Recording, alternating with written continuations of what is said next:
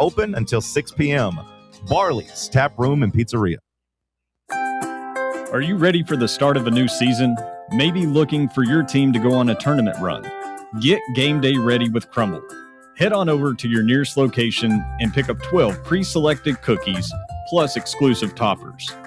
When you're looking for dessert options, there's no question about who you should call on. Our listeners already know. Last year, the Dubai chocolate was a home run, along with the brownie batter. Oreo crumb was another crowd favorite. What new flavor will set the standard this season? If you're in the Knoxville area, there are 3 locations ready to serve you: Clinton Highway, Parkside Drive, and Maryville. Download the Crumble app to build your best lineup and vote on the best combos. You can even put your bid in to request a new flavor. Order in the app and slide on over to your nearest location. Tell them Fan Run sent you, and as always, it's for the fans, by the fans. Don't miss the cookies. You're listening to FM 105.7 and AM 1340, WKGN Knoxville, and W289CU Knoxville, Fan Run Radio.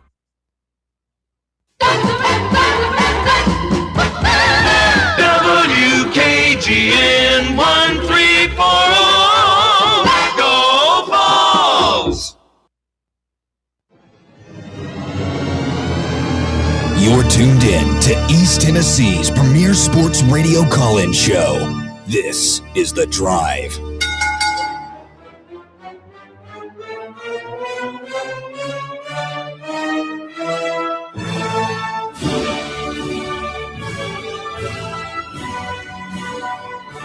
And hello, good afternoon, and welcome. Another 3-hour tour starts now. It's The Drive, Fan Run Radio. Russell Smith, Butch of the Time Clock, 3:01 on a scorching hot Monday in East Tennessee. Hope you're doing well. Thanks for tuning in to the program.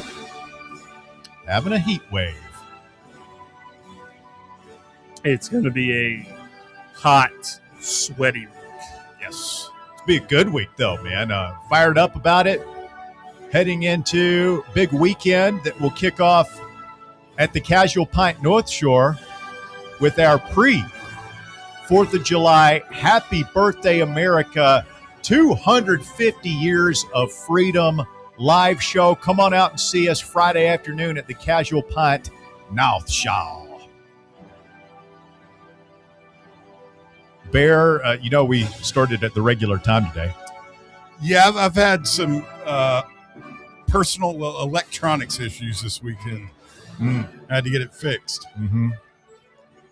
Are you sure you're not just feeling some type of way about our country turning 250 and this is your way of lashing out? No, that's whatever weird thing you've got going. It's really bordering on pathological at this point. You don't have to stand. I do blame Bob for a lot of my problems today. Why are you blaming me?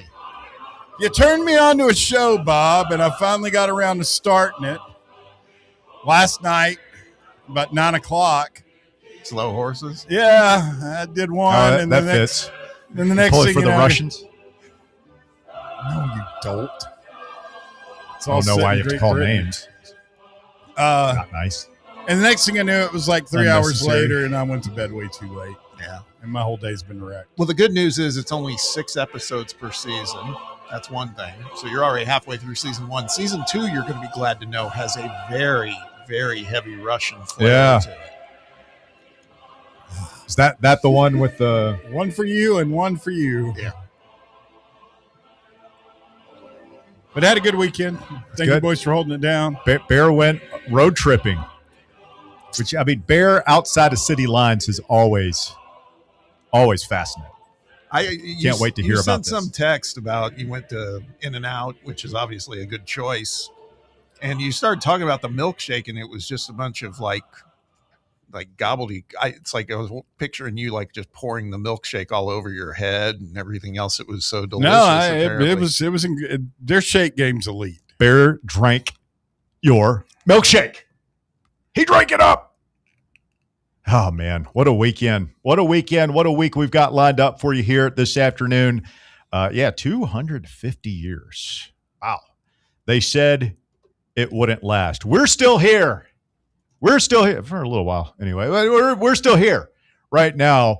Aaron Torres will be here with us, ladies and gentlemen, coming up in hour number 2. We will get his thoughts on the summer of change, yet the latest summer of change for our world of college athletics, with a lot of new things happening, a lot of changes coming forth. The 5-year thing, as I'm still having trouble wrapping my mind around that one, but that's what we're doing, 5 years, and we'll see how that affects our beloved Volunteers as well as other teams. He also had some things to say about some NBA draft picks that I want to hold his feet to the fire on, because it may involve our guy. Well, I would hope so, because I don't know if I can talk about the rest of the NBA, the draft picks. Well, no, I mean, that's the DeBonsa versus Peterson thing. My interest ended as soon as those picks were made. I just assumed they're going to play for bad teams, and we're not going to hear from them for the next year or two. I've got no clue where anybody went other than Nate. He's a buck. He is a buck. Jacoby, Spur, and Acapara. Where'd Acapara end up at? One of them got the Magic, right? He got drafted by the Magic. And he got traded to Is it the Wizards? I think it's the Wizards. I think it is the Wizards, yeah.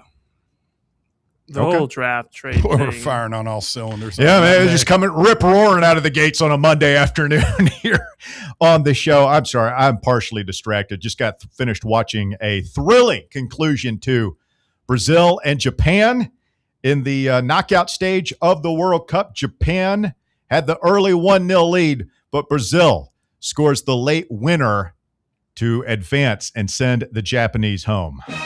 Heartbreaking. Japs couldn't sneak attack their way out of this one today. Wow. What, too soon? Well, just a little xenophobic.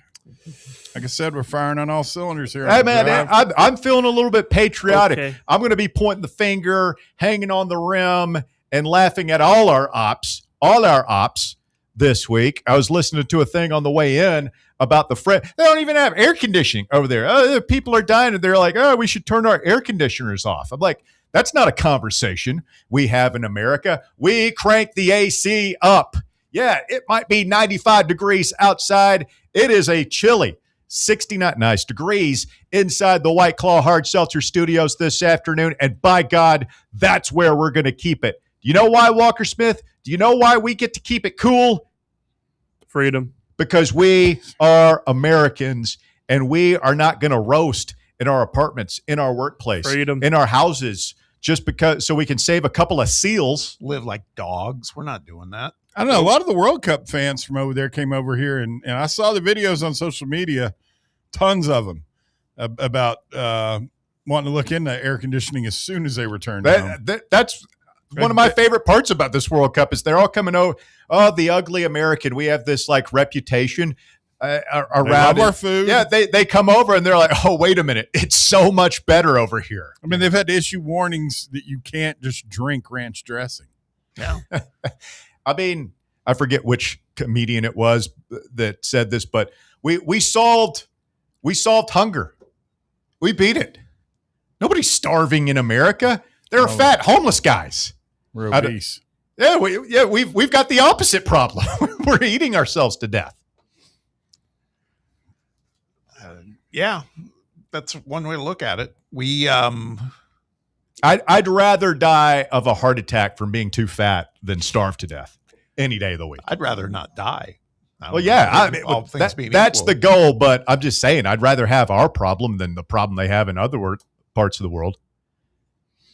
There are people right now in Africa, in Asia, fantasizing about being homeless in America, Bob. Just guys like, oh my God, don't wake me up, man. I'm dreaming about being homeless. Garbage bins full of food, tent cities everywhere, like free meals, the Salvation Army. Don't wake me up, Bob. I'm dreaming about being homeless in America. Oh, it's a fantasy. They give you free needles. Do drugs just right there on the street. Wow. Oh, God. Wow. if only we could get out of this hut that we're living in here, the mud floor, hoping that a chimpanzee walks by or so we can grab him and cook him for dinner or something. Bear, I watched a classic family movie night one last night. What'd you watch? Robin Hood, Prince of Thieves, extended edition. I've never seen the extended edition. Neither had I. I didn't even know we were watching it until like 2 hours in, because it was a little bit longer. And also, we're watching a scene. I'm like, I turned to my wife because she's a big fan too. It's one of the few movies we actually agree on. Mm-hmm. And I'm like, I don't remember it. Like, do you remember this? She's like, no. But yeah, there are a bunch of deleted scenes in there. A lot more Alan Rickman. Still get a little spooked when he showed up for the first time with that mask on. Yeah. Yeah. That is the right movie, right? Yeah. They were devil worshipers. Yeah. Had a lot of different. This is the thing I like about the Robin Hood myth is there's a lot of different takes on it. Like, we grew up watching the Disney version, right? To go. And they had King John or Prince John or whoever. Yeah. And his little snake. Like, Prince John isn't in the Kevin Costner one. I thought he was the sheriff of Nottingham. Yeah. Yeah, it's just the sheriff. Yeah. The sheriff of Nottingham. Then Richard the Lionheart shows up like little schlop. Spoiler alert, Sean Connery. Do you remember the 90s classic Robin Hood, Prince of Thieves starring Kevin Costner, Bob? Never saw it. Really? No. Christian Slater had the worst. Bacon. No, Costner had the worst. I mean, Costner didn't even try, but Didn't even Christian try. Slater attempted one, and it was. I mean, it was horrid. They were pretty rough. Yeah, pretty rough. Almost as bad as Dick Van Dyke, almost as bad as Kevin Spacey, almost as bad as Nicolas Cage's Southern accent in the mid-90s classic Con Air. Please tell me you saw Con Air. I did see Con Air. Okay, thank you. Sorry. At least you're somewhat cultured. Yeah, somewhat. One thing we have to do when we get back from the holiday is because some of the listeners have been asking for it. We had such a great response when we were doing our rankers for top TV shows by decades. We got to do it for films. That's going to be hard too. Ooh, best movie. See, now That's a multi-week process. I consider myself somewhat of a film buff. I do as well. How far back do you want to go? They all do. What? Because I can go back, man. I'm well versed. No, I mean I could. We go back to the 20s. We can do silent films. No, that's okay. I was going to say I could do 70s for sure. 70s. Yeah, 70s was a good decade. I was going to say 60s, but do that too. Just some of the listeners might not. Yeah, 70s seems like a good place to start, just to keep it accessible for the listening audience. I'd be interested to hear some Walker Smiths too, and get the younger. Exactly. The younger. My wife and kids are going to see the new Toy Story movie right now. They're probably just getting out. I had some friends because my daughter wants to go see Supergirl, and the Is early that like Superman's daughter? Yeah, and the early returns from someone else who saw it said, "Don't bother." Oh. Well, I stopped watching the superhero movies years ago, and I used to really enjoy them. But it was. Do you remember Logan? Logan was a great about movie. Wolverine. Oh yeah. And it was kind of like a dark, kind of different take on the. And Very good. That's what everybody said, and like it was okay. But I realized as I was watching that, I was like, you know what? Like, if this is the best they can do to like refresh the genre, I think I'm out, because I just feel like I've seen it all. Yeah. And so I just made the conscious decision to jump off the band, and that's been like 10, 15 years ago. So I haven't seen any of the new Avengers or anything like that. Supergirl doesn't do anything for me, but that's just my personal opinion. Yeah. I'm not real excited to see it. My daughter still wants to go. So I was like, do it for her. Yeah. She goes, before I go away from school, I mean, it kind of tugged at my heartstrings a little. She goes, I want to do a couple of the things you and I used to do. Like we'd go see superhero movies and stuff. Have you seen some of the stuff going around about the new Army Hammer movie where he's like a vigilante? No, I haven't seen that. Didn't he get canceled? I think, yeah, like he wanted to, he was like into cannibalism. Erotic cannibalism or something. Like he wanted to. Like necrophilia? Yeah. Ooh. Yeah, he was a weird dude. But he's in this movie, and I'm not sure if it's set in Europe or America, but he's like going around, cleaning up all the, he's a vigilante. He's kind of like with the old Charles Bronson movies, right? Death Wish. Yeah. where he's kind of like a mix between Charles Bronson, Clint Eastwood, Dirty Harry, and our one of our favorites, the mid-'90s classic Falling Down with Michael Douglas. Like, this guy just snaps and he's out like, and it's controversial because it's like he's going after the immigrants, the terrorist types and stuff like that. But it seems like it's striking a chord with people online. Okay. I don't know why I brought that up, but there's a lot of big movies coming out all of a sudden. Oh, it's summertime. Yeah. Well, we need to circle back here. Workshop that one. I mean, the topic. I think next week would be a good week to do hit the films. Walker, you may have to do some. Wait a minute. Some homework. Hit the films. I need to go look at the film. I'd love to. I mean, it's just not the time to be watching film. It's the World Cup knockout stage. I can't promise. I I'll know watch you love any the World movies. Cup, but No. the drive comes first. There are fewer games now. I think it actually is a good time to watch movies because this is kind of. I'm not sure what. Well, some of these games, like we play at night on Wednesday. That's at 9:00. Yeah, 8 or 9 o'clock. So some of those games are going to be in the evening, but like yesterday, there was only one game. I know for the rest of this round of 32, there's 3 games a day till the end of the week. And then I bet we'll start having days off in the quarterfinals, or maybe not even. They'll just do 2 games a day and smush that schedule, and we won't have days off of the World Cup until the semis. Mm-hmm.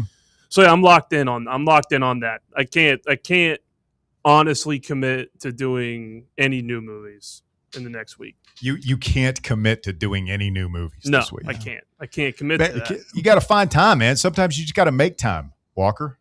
I mean, you would have been in your glory on Thursday and Friday. We had dedicated segments 2 days in a row to the World Cup. It was amazing. It was I fantastic. absolutely hate that I missed it. Yeah, I listened long enough on Thursday. I think I had a total of 1 question the whole time. Yeah. We set ratings records with Lucas Panziga, who, by the way, shout out to LP, probably in ecstasy right now. It was an exciting game. It really was. It was a great Brazil game. scored the game winner like in the last minute of added time. What did he said he was sitting there eating watermelon with a spoon? Is that what he said? Yeah, to he you did. guys? He said he chopped a watermelon in half, grabbed a spoon, and was just Sitting there eating half watching of it. World Cup. They're going to cut his heart out with a spoon. Why a spoon, Sawyer? See, I can't believe you've never seen Robin Hood, Prince of Thieves. No, didn't that have the Bryan Adams song too Yes. in the soundtrack? Everything I do it for Which you. Yeah. my wife, we were both 11. We didn't know each other really. But that was the ultimate slow dance song of the early 90s. Like when you're, the school dances and everything, that was when, if you wanted to get a little action from Little Susie, that was your best chance. When you heard the first notes to Bryan Adams, Everything I Do It For You. You ever heard it, Walker? Probably, just not off the top of my head. You knew. You find your best girl. Mm. Give us a little taste of it, Russ. You might get the kiss. Yeah. Don't tell me it's not worth dying for. Everything I do it for you. Bryan Adams, slightly underrated. Canadian bangers from the 1980s. Summer of 69. Yeah, he had some good ones. That was not one, but Summer? No, not Summer of '69. I'm talking about Everything I Do. It's not my cup of tea either, Bob. But that probably made him the most money. Oh, of sure his it did. career, Yeah. because that song was everywhere that summer.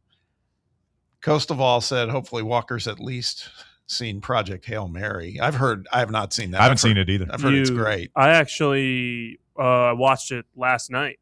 Really? Yeah, that's right. It's outside the I theaters saw it in now. theaters, and then last night You've seen it twice? Oh yeah, I love that. Wow. It's one of the best movies. It's He's a little one of the best obsessed about movies it. in the last 10 years. Coastoval's right. Highly recommend. It's the best space movie since Interstellar. That's for sure. Have there been that many space movies since Interstellar? Not good ones. Doesn't he have like Gosling's got a little monster friend or something? Alien. For Yeah. the sunshine, literally, right? What? What's the deal? It's something to do with the sun. It eats the sun's power, and then Oh, it's No, guys, no spoiler. just alerts, go watch please. the Yeah. movie. Just Yeah. watch the movie at home.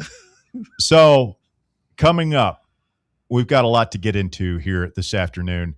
We are waiting on the Chris Ramirez thing to become official. Valsack broke the news, and apparently, like, I don't know what's going on, but everybody says he's firmly committed. It just hasn't made it public yet, so that would be a big pickup.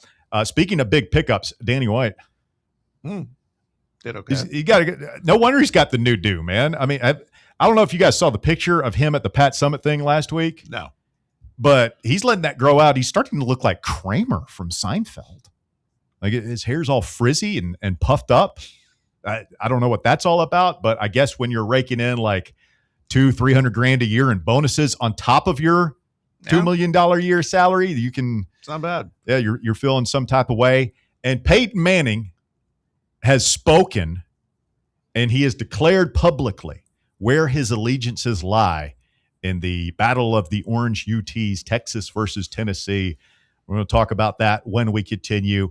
865-966-3435 is your phone number. You can give us a call, 865-966-3435. Call in this afternoon. Make your voice heard. We've got Aaron Torres coming up in hour number 2. You can also participate in the YouTube chat at the Fan Run Sports YouTube feed. Go and find that. Be sure to like and subscribe. We'll take a quick time out. We're back with more Fan Run Radio right after this. Can't get enough Fan Run Radio? Download the free Fan Run app and take the best Tennessee sports conversations with you wherever you go. What kind of day is it? It's a White Claw day. Grab a pack, grab your friends. Everything else in life can wait. Your friends shouldn't. Let's go. White Claw. Grab life by the claw. Please drink responsibly. Hard seltzer with flavors. White Claw Seltzer Works, Chicago, Illinois. We really need to get some branded stuff. Shirts, hats, promo items, something professional. I mean, we could just find a website and order a bunch of it ourselves. You could, but you're taking a big risk. You don't know the quality, the fit, the timeline. It's a roll of the dice. Yeah, I guess. But isn't that how everyone does it now? Not the ones who actually care about how their brand looks. Look, if we're putting our name on it, it needs to be done right. We need SM Athletics. SM Athletics? Yeah. They specialize in working with businesses like ours. Apparel, hats, promo gear, but real, customized stuff. They actually care if it turns out right. Probably a lot better than getting stuck with 100 t-shirts with crooked logos. Exactly. Plus, they'll walk you through everything. Sizing, colors, material, so it matches the image we're trying to build. Makes sense. What's the name again? SM Athletics. Trust me, if you want to look like a real company, not a flea market stand, this is the move. If you're serious about your brand, work with people who are serious about getting it right. SM Athletics. Are you ready for the start of a new season? Maybe looking for your team to go on a tournament run? Get game day ready with Crumble. Head on over to your nearest location and pick up 12 pre-selected cookies plus exclusive toppers. When you're looking for dessert options, there's no question about who you should call on. Our listeners already know. Last year, the Dubai chocolate was a home run, along with the brownie batter. Oreo crumb was another crowd favorite.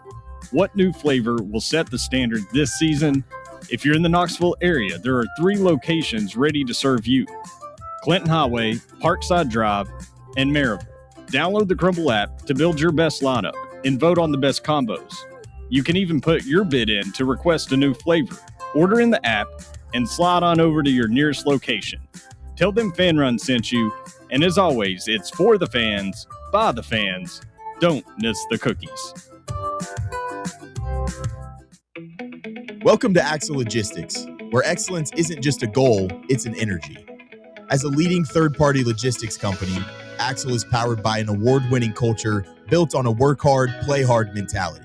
Here, the drive for success is contagious and hard work never goes unnoticed. Whether you're just starting out or looking to level up, Axle Logistics is the place to launch your career. Join us and take your ambition to the stars. To learn more, visit axlelogistics.com. eBay Motors is here for the ride. Go ahead, feel your engine.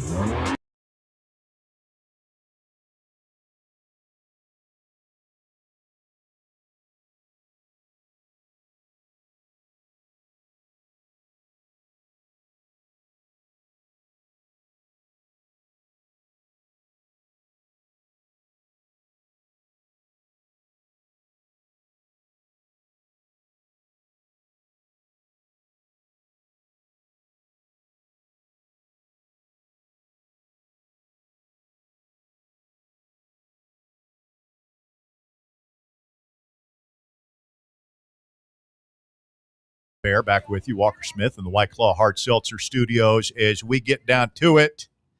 And apparently shots were fired on the morning show. I don't know what you guys have going on over there right now with this gum thing. Bear, I've told you for years now, no chewing gum on the you do it anyway. Yeah. And like I don't know. It's got nothing to do with me. I was on vacation when the incident happened. Regardless of what happened, the reaction was so horrendous, and I really don't want to go into it. Well, I get it, man. If I come in here and there's dried up, this is a place of business. This is not your middle school gym locker room. Okay, this is a place of business. People work here, and you come in, and if I found like dried up old chewing gum on my desk, I would be furious. I would be livid. I would want to know who it is, and I would want to talk to them. Yeah, but you wouldn't let one of the rest of us just take some. Well, I totally you're the known gum chewer in here, so it's understandable that you would be the first target. In the garbage.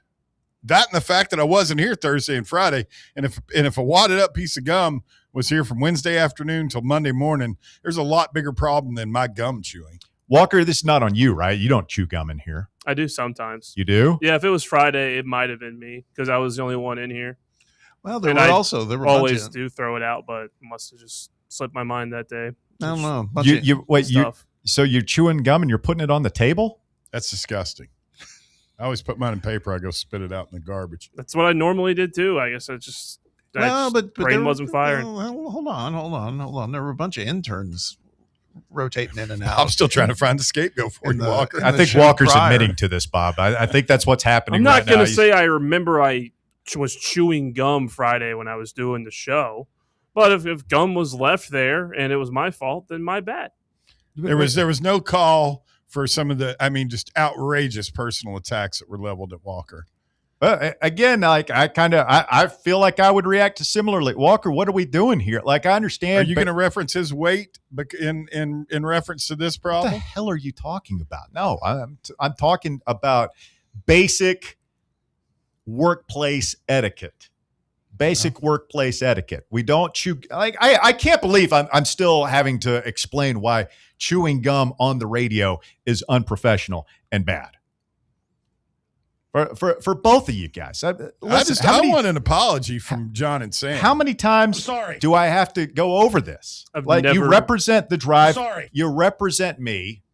You're chewing gum on the air. You're smacking your lips, and now we're leaving our gum just on the damn table. I mean, what are we doing? There's no here, we guys? to it. I don't. And I demand a damn apology from Sam Beard and John Reed. I'm sorry. Attacked me personally right off the bat this morning. 8 a.m. Again, are you going to act like if it were the shoe were on the other foot, you wouldn't accuse you of the same thing? Hold on. Don't. You're a known gum chewer. You're a known, like, we've had to talk to you about defacing station property in the past. That's been years ago. That's outside the statute. But it's a well-known thing. That's highly prejudicial to the listening audience. Everybody, no, it's just evidence. It's just evidence. When something happens, you're going to use evidence to make your accusation. And that's exactly what happened. I think it's completely fair. I immediately notified them. And it was acknowledged on text that I was not here. Yet they still continued on with Gumgate, as they were calling it.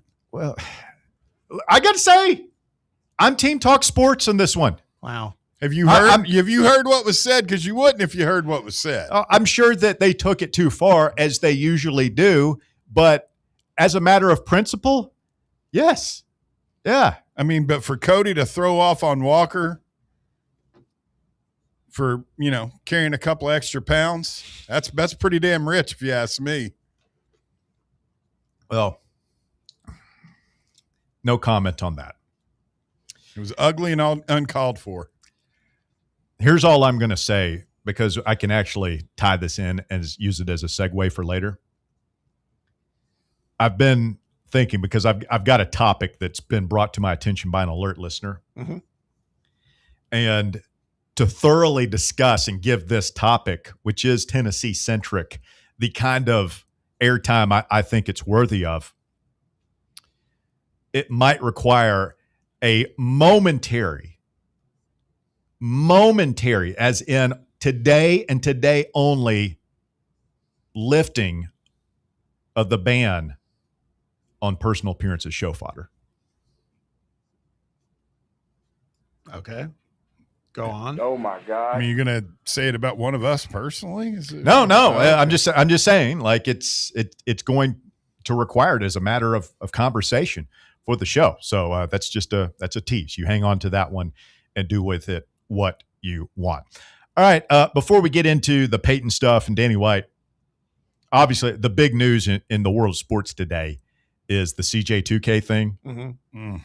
And I started seeing, like, I had no idea, man. And if you're just joining us, you don't know what we're talking about. Chris Johnson, legendary Titans running back of the 2000s, announcing today on Good Morning America in an interview with Michael Strahan that he has ALS, commonly known as Lou Gehrig's disease.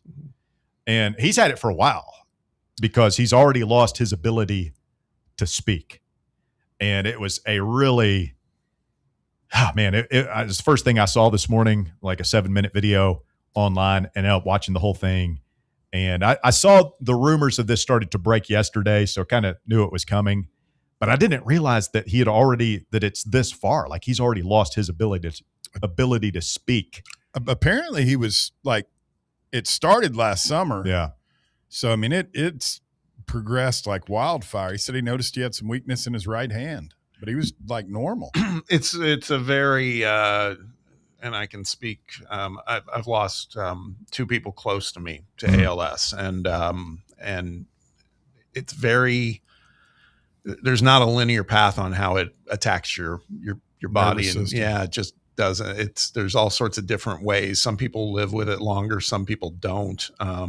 And I mean, when he said today that his doctor was saying to get your personal affairs together after 1 year, I mean, I had a family member who died of ALS just about 4 or 5 years ago, and she made it through for 4+ years, but it's no life either. That's the other thing. It's one of the worst. I wouldn't wish it on my worst enemy, man. It's horrible. Well, it turns your body into a prison because you're mentally, like, you're just as sharp.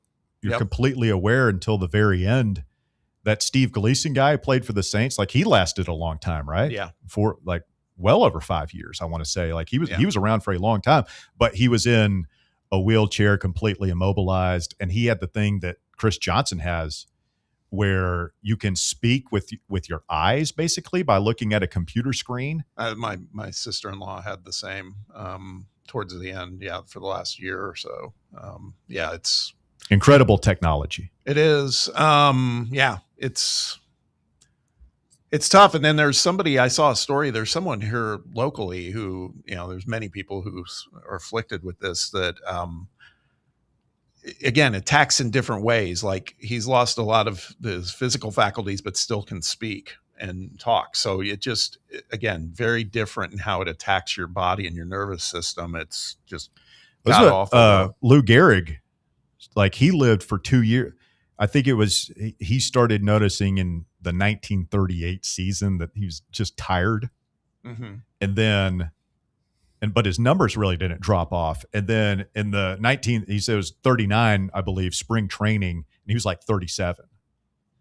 And he went to spring training and was just like, could not hit. Like, he was below the Mendoza line, couldn't run the bases. Like, he was just, and they, it's the 1939, like, they didn't know really much about it at the time. And so he ended up going to the Mayo Clinic or something, but like, he was trying to play with it and was just not the same guy. And everybody's like, what's wrong with Lou Gehrig? Because he was like the best baseball player in the world at that time in the 1930s. And it just went, but he lived for like 2 years. He was parole, like, they gave him some cushy job so he could keep his health care. But he did that for like 2 years, went into the office and everything until like a month before he died. So it's, to your point, like, it's just, it affects everybody differently, but it's usually pretty fast. I'll tell you what's sad too was there was somebody who played a video from Chris Johnson that was about a year old, and it was him at some camp, and he was speaking. And man, I guess because I've been down this road now, I could tell then, because he sounded like the speech was slurred and slow. And I was like, oh man. But he's probably thinking, football, concussion stuff. Yeah. And I have my cousin, Leslie, who is is about his age. They went to ECU together. She was like a trainer on the football team. Yeah. And she told me at the time, like, it pretty common knowledge now that he had Tourette's. So he had like all these nervous tics anyway. Like he'd be sitting on the sideline, like jerking his head, and like he couldn't control it. I just wonder, like, he's probably thinking it's either something related to that or some concussion that he had playing football. So yeah, I mean, who knows how long? Well, and it's also natural. The one that it gets confused with often is like, at least in the early stages, people, because they want to believe this is the sad part, that it could be multiple sclerosis. Because even then that's a challenge as well, but it's not a death warrant, and that's maybe, and that might've been where Johnson was last year. Like he might've been noticing it, but being like, okay, I'm going to power through this. Yeah. Football guy. Just kind of deal with it. Terrible story, man. It's very, very sad. I mean, you talk about a different kind of athlete. Like I think he was the first running back to run a sub 4.3 40 at the NFL Combine coming out of ECU. Right. And I remember when the Titans took him thinking, like, I don't know, like he's not that big. You're used to watching Eddie George at the time be your bell cow. And it's like, can this guy hold it? And everybody remembers the lightning speed, the home runs that he had. Like he was an 80-yard touchdown waiting to happen his entire career, right? But my memories of CJ2K was he was tough between the tackles for a guy that probably weighed maybe 200 pounds. Mm-hmm. But he was always falling forward, always taking big hits, always gaining extra yards. Like he was a tough dude. Yeah. Just a great player. And from East Carolina too, man. Yeah. Unbelievable. Let's get some phone calls going here. 865-966-3435. Chad is up first today. Hello, Chad. Hey, guys, I thought I'd call in. My mom passed away of ALS 4 years ago at 64, and it's an insidious disease. I mean, she had it for like 3 years. We first noticed it like she just was walking through the living room with a glass of tea and just dropped it. And that was sort of the first sign, but by the end, she's 100% there in her mind, but zero use of her body. It's just, it's awful, awful, awful. And so just, we just need to be praying for him and lifting him up. That's it. But that's all I had. Just given I lived through that. It was awful. So. Yeah. Thanks, Chad. Sorry you had to go through that. That's, I mean, you saw Chris Johnson's wife. She's a young woman. Oh. These things are so hard on the caregivers as well. And nice looking family, 4 kids, I think, 1 girl, 3 boys. I think his oldest is pretty much a grown man. And that's, oh man, I can't imagine watching your pops pass away like that. And Chad said his mother was in the 60s. So, I mean, like, just the randomness of when it seems to pop up is bizarre. That's the thing. I think they said, I think it was Chris Nowinski's a big part of that, the CTE foundation that studies former players. NFL players are 4 times more likely on average to develop ALS? Yeah. Really? Wow. I mean, you think about it. You think about how many, and McMichael, Gleason, now see, Chris Johnson. Tim Green was another one. Tim Green. Played in the NFL. I mean, there's been, like, when you consider how small that group is of players. I mean, it makes you wonder if there is something to, like, getting hit in the head. Yeah, well, a concussion, like if it just knocks something loose or changes something in the chemistry of the brain. Yeah, I don't know. It's just it's horrible. I couldn't imagine just being stuck in that chair. With that being said, I know a lot of people thought it was gutting. To me, I don't know if I would term it uplifting, but just to watch the courage with which he's facing this thing that's, this impossible disease, right now, unfortunately, to beat. And he's going out, it looks like, on his own terms with his head up. So, yeah. I mean, it's horrible for any person, obviously, who is afflicted with it. I do think of these pro athletes who have lived their whole life feeling invincible, man. It's like, God. Well, they spent pretty much every day of their lives eating, Yeah. Well, we always have the conversation, like, is it worth it? Like you see Earl Campbell, can't walk at the age of 50. Like, is it worth it? And you can have that conversation for sure. Boxers, is it worth it? The toll that takes on your body, potentially becoming punch drunk and losing your mental fat. Like, that's the one. To me, like, if I'm a running back and my knees and legs are shot, like, it's one thing to need a wheelchair to get around. I guess if I can still use my hands, I don't know that I would sacrifice knowingly my mental faculties for 10 years of sports glory. And going out like that, I mean, he's got, like you said, if his knees and his ankles are shot, he's still, even if he's in a wheelchair, getting to roll his daughter down the aisle when she gets married. So that's what I was just looking at his kids. It's absolutely horrible and just heartbreaking. Yeah. And anybody goes through something like this. Walker, I just want to say, your partial standing up and taking the hit today for the gum thing, commendable. I mean, you could have passed it off on there were a lot of interns in the 1 to 3 show last week. And I'm just saying, like, if you wanted to blame one of those guys, we would have had your back, but you're kind of you're kind of fence straddling a little bit. You're doing the, if it was me, I'm sorry routine, which I can only assume is, Bear rubbing off on you behind that glass all this time. You, kid, deny till you die. But no, you came out and took partial responsibility, and I think that should earn you some brownie points. That's all I can hope for, is that I just, I'm spoken about in a somewhat decent way on the morning show. I expect an apology, Senator, for what was said about the personal stuff that was said about Walker today. I'm sorry. You expect an apology? I expect him to. No, not for myself. No. So are we just assuming that Cody's listening to this, or are you? I mean, most people would say you should just take that up with him directly. It was just Cody making the accusations, not John. Well, no, I mean, John and Sam were throwing around wild accusations. Cody just took it beyond personal. He's personal. Sort of, Does that hurt your feelings a little bit, Walker? No. You're a young man. You're in good shape. Yeah, you're a big dude, but I don't think you're overweight or anything. Like, no, I feel good.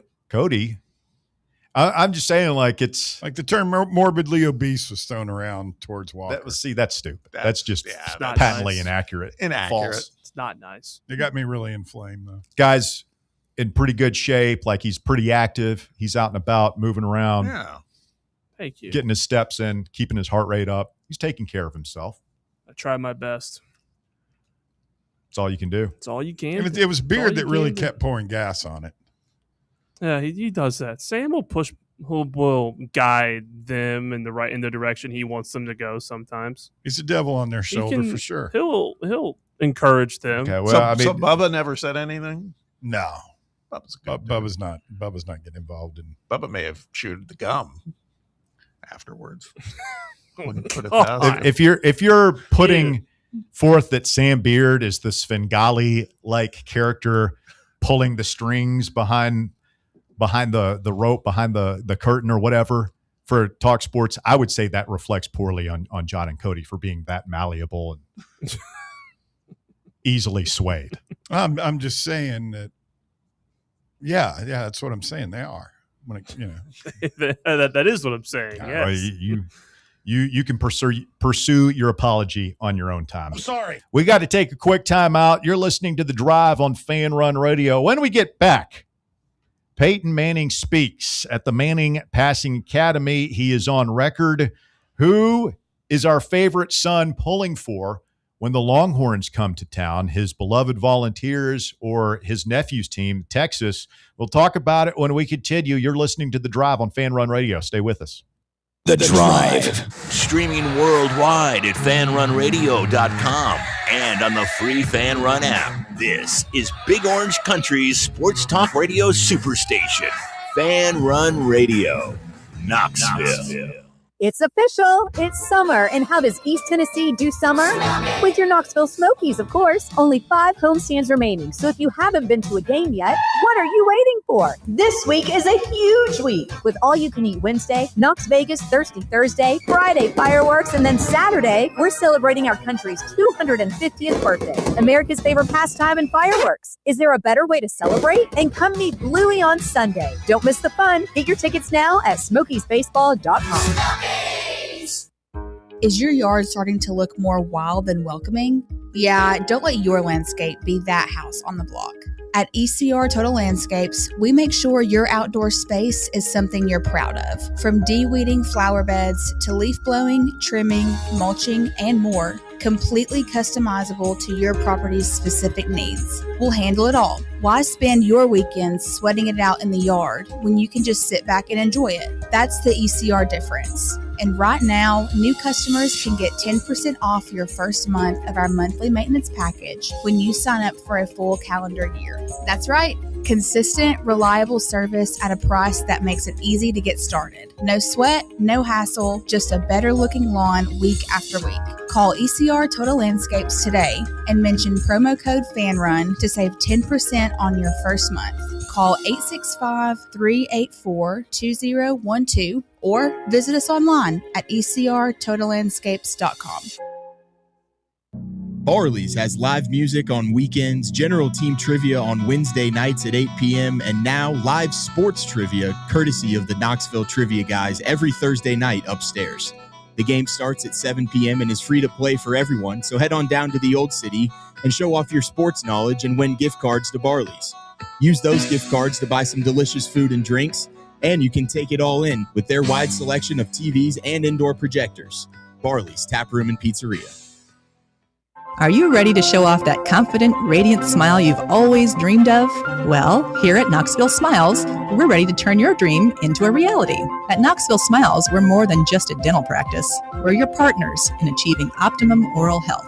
From routine cleanings and checkups to advanced cosmetics and restorative procedures, we offer a wide range of services in an environment that makes every visit a positive and comfortable experience. At Knoxville Smiles, it's about more than just treatments. We're focused on creating a welcoming environment where you feel like family. Our state-of-the-art facilities are designed with your comfort in mind, and our friendly staff is always ready to address your questions and concerns. Don't wait any longer to achieve a beautiful smile you deserve. Schedule your appointment at Knoxville Smiles today and take that first step towards a healthier, happier you. Call us at 865-539-1776 to book your appointment today, or just visit our website at knoxvillesmiles.com. Vol fans, reimagine your home at Broadway Carpets and Flooring for any remodeling or building needs. With a variety of carpets, rugs, hardwood, vinyl, and stone, Broadway has all the flooring and installation options you're looking for, including pet-resistant products like Pet Perfect Carpet from Shaw Floors. Visit their showroom in downtown Knoxville or the location in West Knoxville located on Kingston Pike near Pellissippi Parkway today.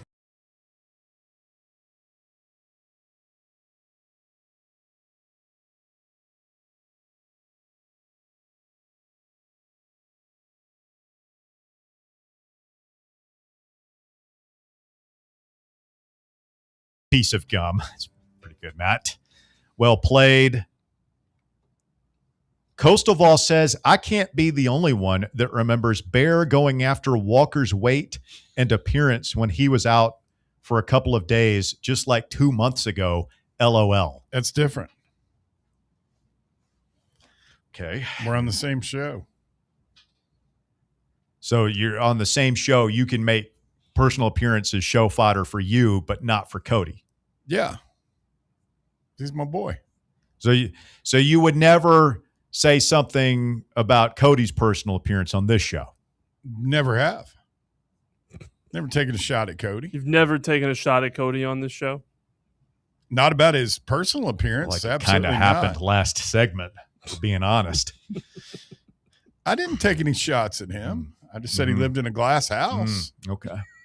Same thing I'd say to his face. I just want to keep some level of consistency here on the program. Thank you to the YouTube chatters for contributing today. Kevin Bohannon, 24/7 Sports college baseball analyst, said he expects Manny Marin to commit this week to Arkansas.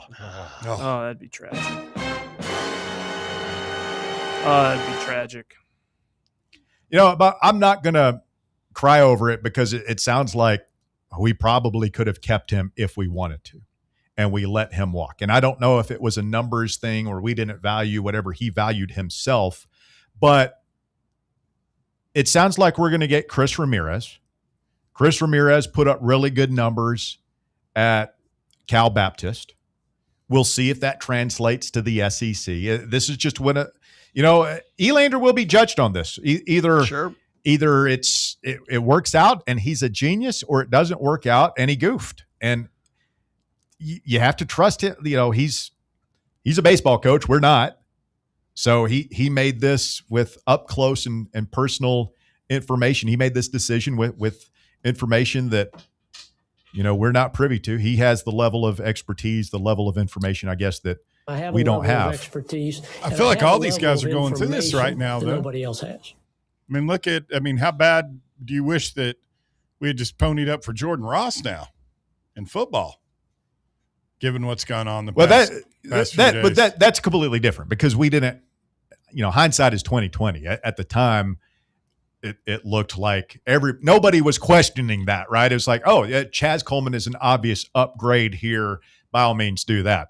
This is a situation where at the time it's like, hey, man, you're wondering if this is the right move. Well, and all I can think about in all of this is Ramirez presumably coming over, and he comes in with a lot of hype. So did Maui Ahuna, right? And it felt like it took a while for that to kind of take shape. It did. I will say that team went to the College World Series, and Maui was a big reason why.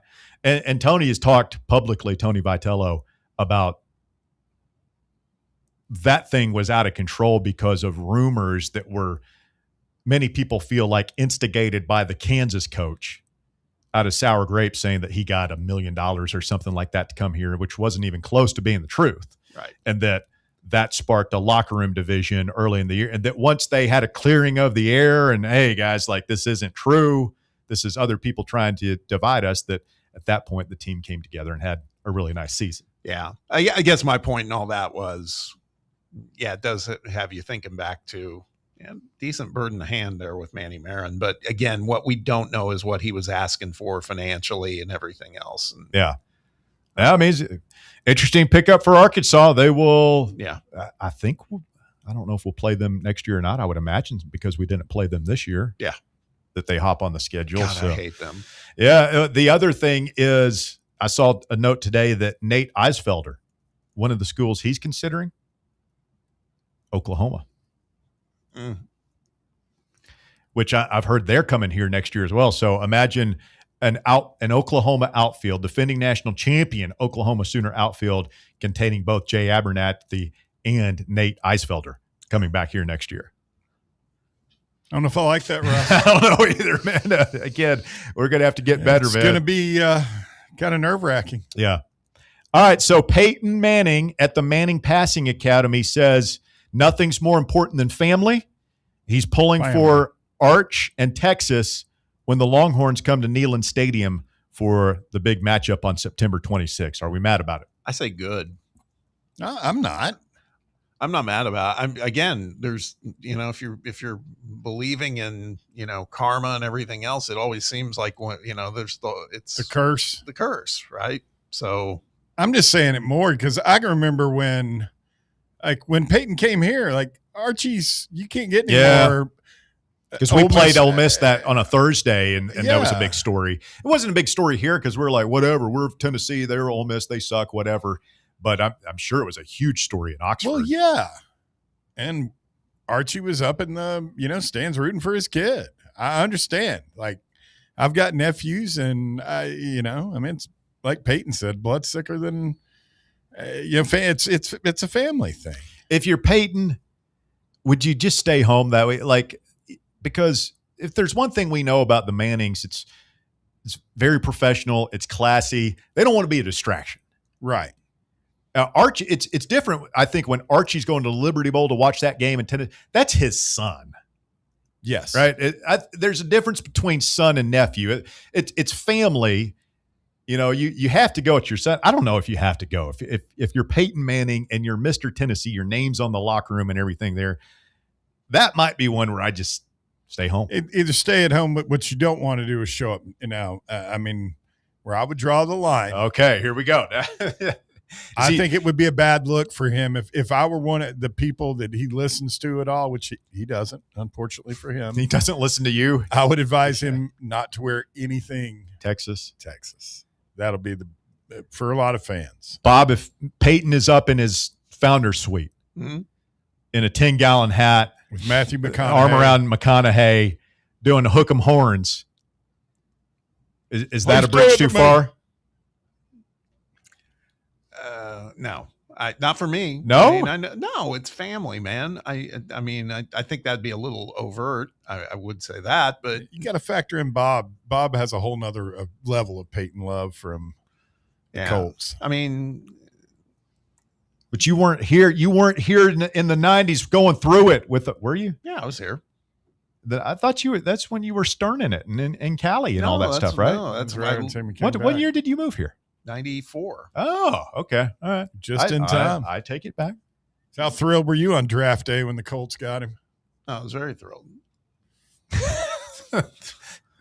It was a very Belichickian. I was very thrilled. Very thrilled. Very thrilled. Great day. Stay with us. Hour number 2 of The Drive coming up on many of these fan-run affiliates. Back with more after this.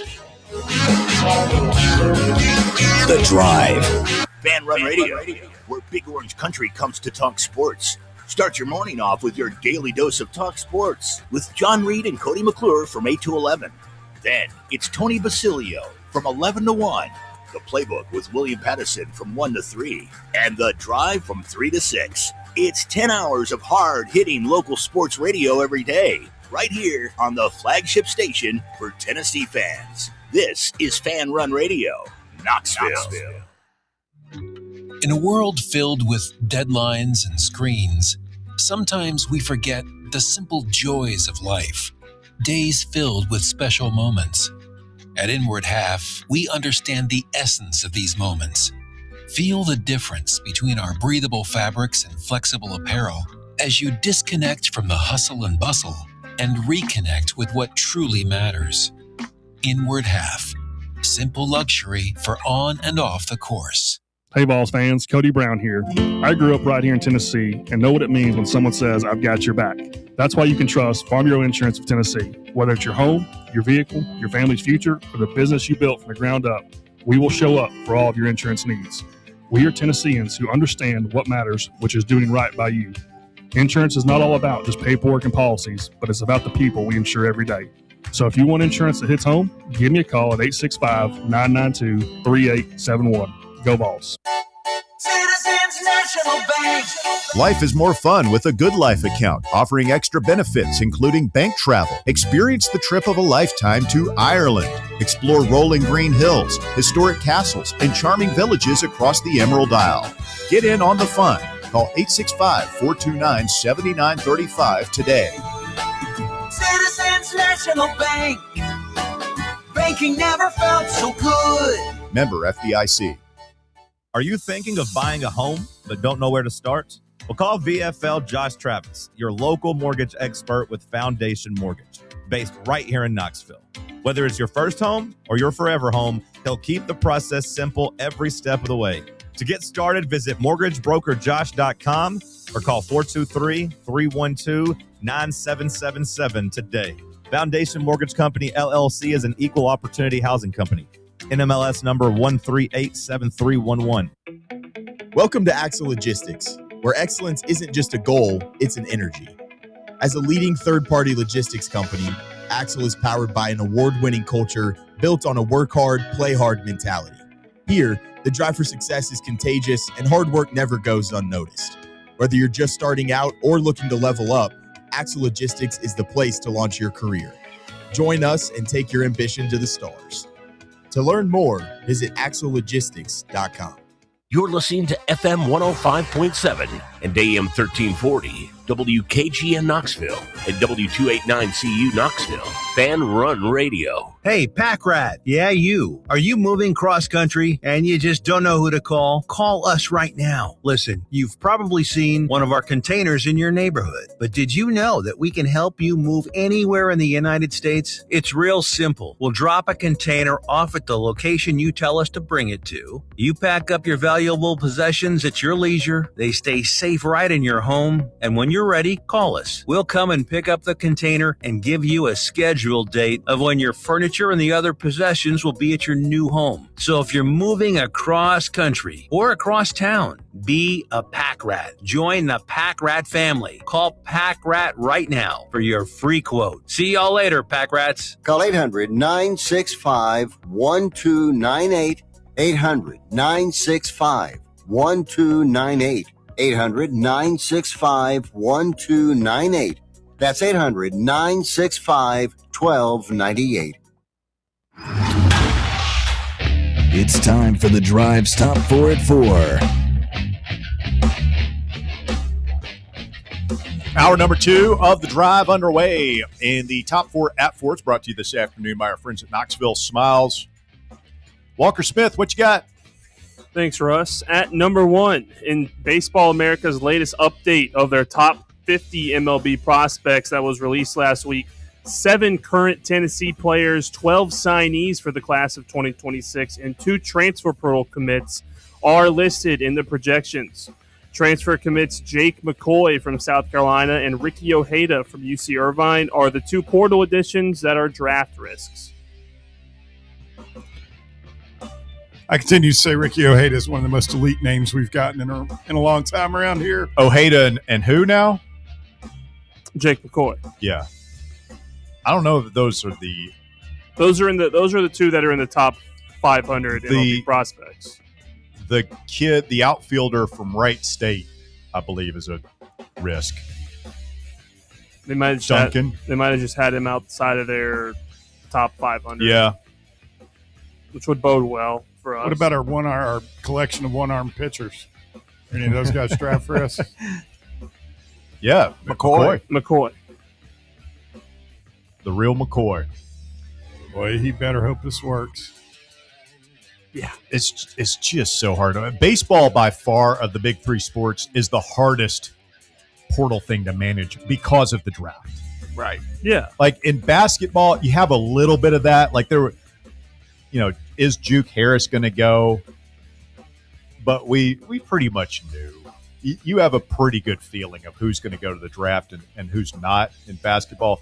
Football, it's not even a question, right? I mean, most of the time you go in the portal, you're transferring. You're looking for a place to go play the next season. Baseball is just so weird because you get a commitment from a guy in the portal. It's 50-50 still whether or not he's going to show up. Yeah. So doesn't the portal close as well too coming up? So you got to be in, and then the draft happens later in July. It usually coincides with the All-Star break. That's something with the calendar. I'd imagine they're going to have to figure out a way to make it easier on these coaches to hit their 34. Yeah, because fall camp, fall ball doesn't. It's not too far in August before those guys start getting cranked up for the fall stuff.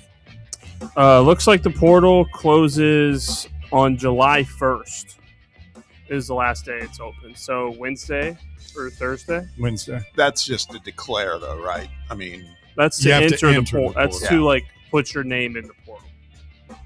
So they said those got to get figured out soon enough. At number 2, Texas Tech's transformative and controversial offseason is headed to the small screen. Paramount Plus announced today that they've greenlit a 4-episode docuseries chronicling the Red Raiders throughout one of the most consequential off seasons in college football history.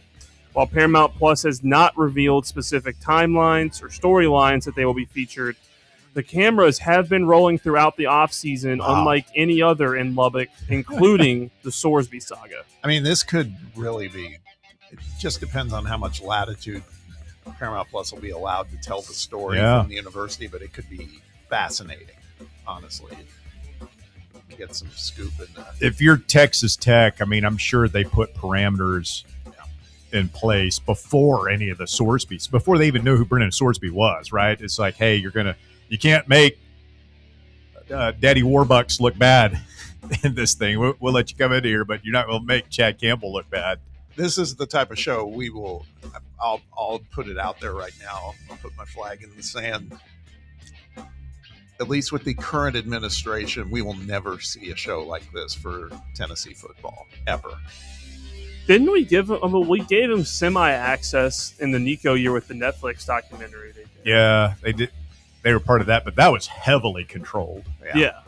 And they do that thing, the juice or whatever. That's heavily controlled as well. I don't know any athletic departments that would give carte blanche. Even Hard Knocks is a watered down shell of what it was the first couple of seasons. Well, I remember, I can talk about it now because it never materialized, but I was approached with the concept, and it was from the folks with Spire and some others, about doing as they called it, a Hard Knocks version of Tennessee football. And I was like, well, first of all, NFL Films has like some ungodly number of cameras on that. And I go, it's like the access is going to be the thing. And that's a non-starter with this program. I just believe that. Really? Did it get to that point? No, never really materialized. I don't think Danny's giving up that access for free. No. The Danny White I know. Probably not. No, you got to pay a premium for that. At number 3, there's been a lot of action in the NBA offseason. The latest news includes that the Warriors are looking to sign LeBron James and trade for Anthony Davis. The Clippers and Raptors are in trade talks for Kawhi Leonard, and the Charlotte Hornets traded Miles Bridges for Grayson Allen and Royce O'Neal over the weekend, further enforcing their depth after trading LaMelo Ball on Friday. The Charlotte one's fascinating because they've now traded away 2 of their top 4 scorers from last year's team. They're stacking up the assets, though. Yeah. They're a deep team. Grant Williams on that team in a contract year, probably coming off the bench, but you should be playing good minutes for him. They had a good draft, too. They took that Steinbach kid out of Washington and Christian Anderson from Texas Tech. Yeah. So LeBron might be chasing a championship at Golden State now? Yeah, that's the rumor. Yeah, he's so lame. I'm sorry. He is so disqualifying lame to being the GOAT because all he's done is chase rings and Thomasile, he doesn't belong on that list. He's not one of the all-time legends. Like, yeah, yes, he is.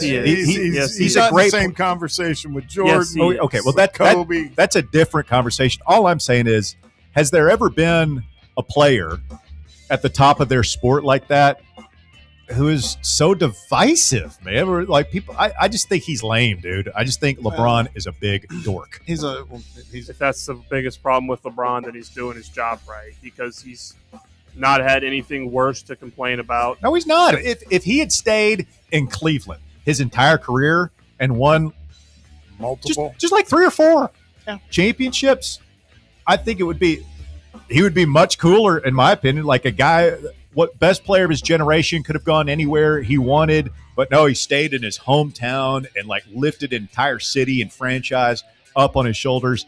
I think that would have been awesome. Just, it feels like he's always looking for the easiest route. Well, I think that he's obviously a great player.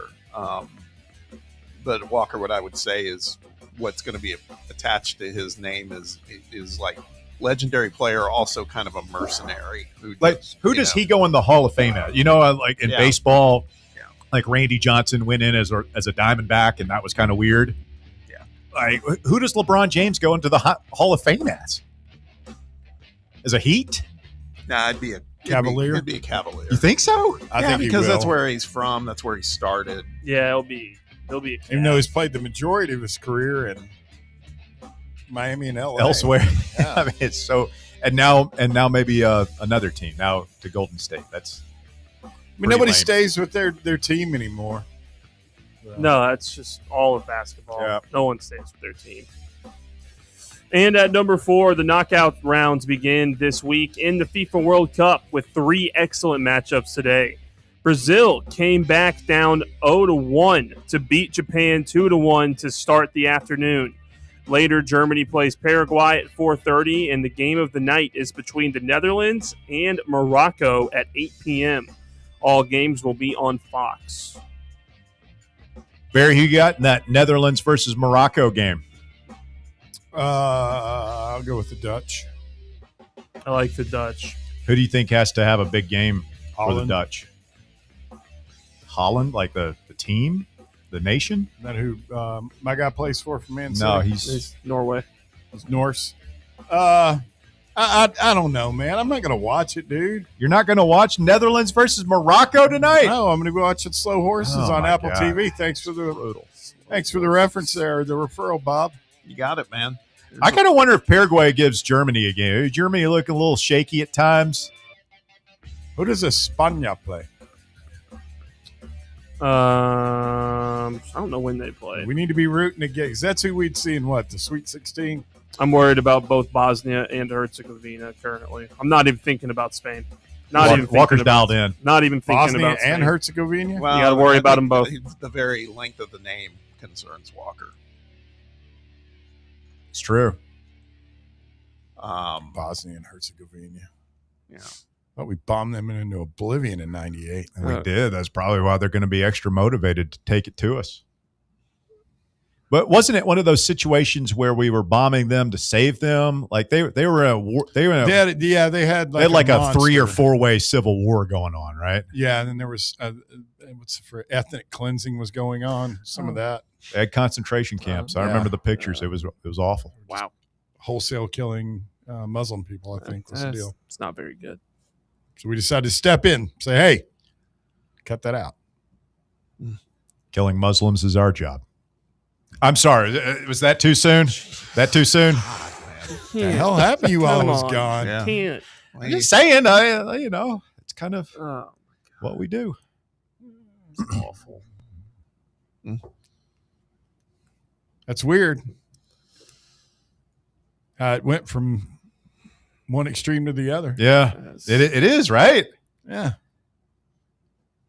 What caused that? We probably ought to pick a side at this point. Well, I think we did until 9/11. That's when yeah. it kind of all went off the rails. Okay. I feel like We're fully in the an episode minefield of now, Meet bro. the Press or something. What's Tim Russert walking through the door. Tim Russett's not walking through that door. 865-966-3435. Your number if you want to get on the show. Coastal Vol says it's going to be a documentary like Pumping Iron, Pumping Oil, the 2026 Red Raider offseason. Pumping oil. I'll be watching that one. That's pretty good. Big Dog in West Tennessee says Archie wore a yellow sweater in the skybox at the Liberty Bowl when Tennessee played Ole Miss. I think I do remember that. I thought he was in the stands. No, I think he was in the press box for that one. Yellow. Bear probably has the best solution. Peyton should just wear something neutral, kind of like what Archie did. Yeah. Like a light blue golf shirt, something. Yeah. Well, that could be Lady Vols, so I mean, this is going to be the very first time in what, like over 30 years that Peyton Manning will not be actively rooting for Tennessee to drink someone's blood. And I mean, I got to say, I don't know. I'm a little disappointed in our fan base if they turn on him. So I mean, it's given so much joy to us as a fan base for the past, 32 years. Now, what if Texas comes in here and beats us, and Peyton is seen on the field in a Texas Longhorns jersey, arm in arm, Manning jersey, with number McConaughey. 16, arm around McConaughey, doing the DX suck it to the Pride of the Southland marching band in Smoky. That's not going to happen. I just said, what if? What if? It's not going to happen, bro. No? No. That's a lot. Okay. That's a lot. The other thing I noticed when they were interviewing him, he didn't look like it was, this is not, and I'm sure it's not an easy thing for him. But, I mean, people have to be realistic. Tim Russert dead? Yeah, oh, yeah. Yeah, for years. Okay. Massive myocardial infarction. They've been, they're on their second post Russert on that show. That show was always way too serious for me, man. Like you could just feel the tension. Boy, coming up. Longest running show on television. Really? Yes. Meet the Press? Yes. I'd put it on. You get that longer than the power Simpsons? nap post breakfast Sunday morning. Longer than 60 minutes? Yes. Get easy. No, it was like one of the first, like much longer than all those shows. Those were longest running primetime shows, Simpsons and 60 Minutes. Music City Sam says, fun fact, Jordan Norman has more career solo tackles and sacks than Jordan Ross, Caleb Herring, and Chaz Coleman combined. Still wish we had more depth there. We are putting a lot of our season on the shoulders of a relatively unproven defensive lineman from Tulane. Jordan Norman. We're going to need him to stay healthy and to be that dude. Yes. Rushing the passer, because we are woefully behind at the other positions. Let's get Joshy Boy in here. Joshy Boy, you're on the drive, Fan Run Radio. Hey, what's up, guys? How are you doing today? Doing well, thank you. Good. I'll tell you a really good movie. It's not on Netflix anymore. It was a few years ago, but Uncut Gems by Adam Sandler. It was a pretty good movie. I think one of Sandler's best movies of all time. That was like the Meet the Press of movies because it was so intense. Yeah, like you have to very intense. You have to be in a certain. Have you seen that one, Bear? What's that one again? Uncut Gems with Sandler? No, it's on my list. Kevin Garnett's in it, right? Yep. It's really good. Not going to watch it again. I heard it's really depressing. Yeah, it's a stress ball of a movie, honestly. I usually don't like stuff like that. I'm stressed out enough. Anything else, Joshy Boy? So, what's up? Anything else? Yeah, so what do you guys think about Spillman? I think he could be a breakout candidate for the Vols on the defensive line this year. Spillman? Edward Spillman. Edwin Spillman? Well, he's a linebacker. He's an edge rusher. Oh, linebacker, no, he's not. yeah. He's a linebacker. No, I mean, we got a ton of linebacker talent. I mean, that I will say. I mean, plays Leo, right? No, he is a linebacker. Yeah, like a middle linebacker, like between in the box, drop into coverage, both things. All right, Joshy Boy, thank you. We get Joshy Boy and Bear a media guide and coach them up on the roster before we get started here. Yes. When we continue, Aaron Torres of Fox Sports Radio joins the fray. 5 for 5 is what you got now with college athletics. 5 years to play 5 seasons. And this is going to be a major change, I think, for college athletics fans. We'll talk to AT about it when we continue next right here on Fan Run Radio. The Drive. Catch up with all things Fan Run by subscribing to our podcast feed. Like, rate, and download the show from the Fan Run app or wherever you get your podcasts. White Claw is taking hard seltzer to new heights with White Claw Surge. At 8% alcohol, White Claw Surge is a stronger wave of refreshment that doesn't compromise on taste. Available in 4 bold waves of flavor like ripe blackberry, citrusy blood orange, zesty natural lime, and tart cranberry. Check out your favorite retailer in-store and online for the White Claw Surge Variety 12-pack and 16-ounce single-serve cans. White Claw Surge. Please drink responsibly. Are you ready for the start of a new season? Maybe looking for your team to go on a tournament run? Get game day ready with Crumble. Head on over to your nearest location and pick up 12 pre-selected cookies plus exclusive toppers. When you're looking for dessert options, there's no question about who you should call on. Our listeners already know. Last year, the Dubai chocolate was a home run, along with the brownie batter. Oreo crumb was another crowd favorite.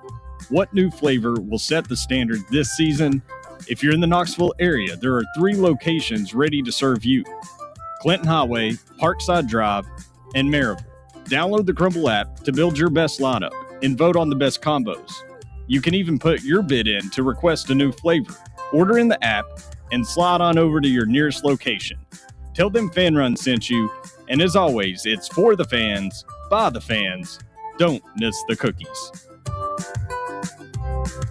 Fall fans, reimagine your home at Broadway Carpets and Flooring for any remodeling or building needs. With a variety of carpets, rugs, hardwood, vinyl, and stone, Broadway has all the flooring and installation options you're looking for, including pet-resistant products like Pet Perfect Carpet from Shaw Floors. Visit their showroom in downtown Knoxville or the location in West Knoxville located on Kingston Pike near Pellissippi Parkway today. Are you tired of trying to squeeze your dental appointments in on your lunch break or before you go to work? Here at Knoxville Smiles, we're all about making going to the dentist easier. That's why we're now open until 7 p.m. on Tuesdays and Thursdays. To take advantage of our new evening hours, make your appointment now at knoxvillesmiles.com or just call us at 865-539-1776. Smile brighter with Knoxville Smiles.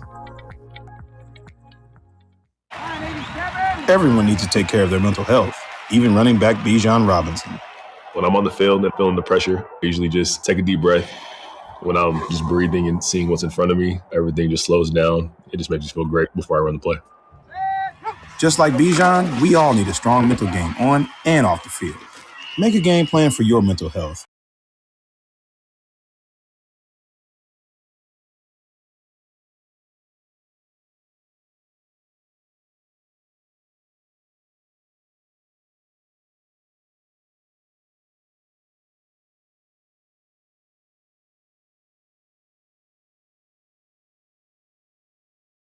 Can be heard right here on Fox Sports Knoxville, Saturday evenings. The great and powerful Aaron Torres, Fox Sports Radio and Aaron Torres online.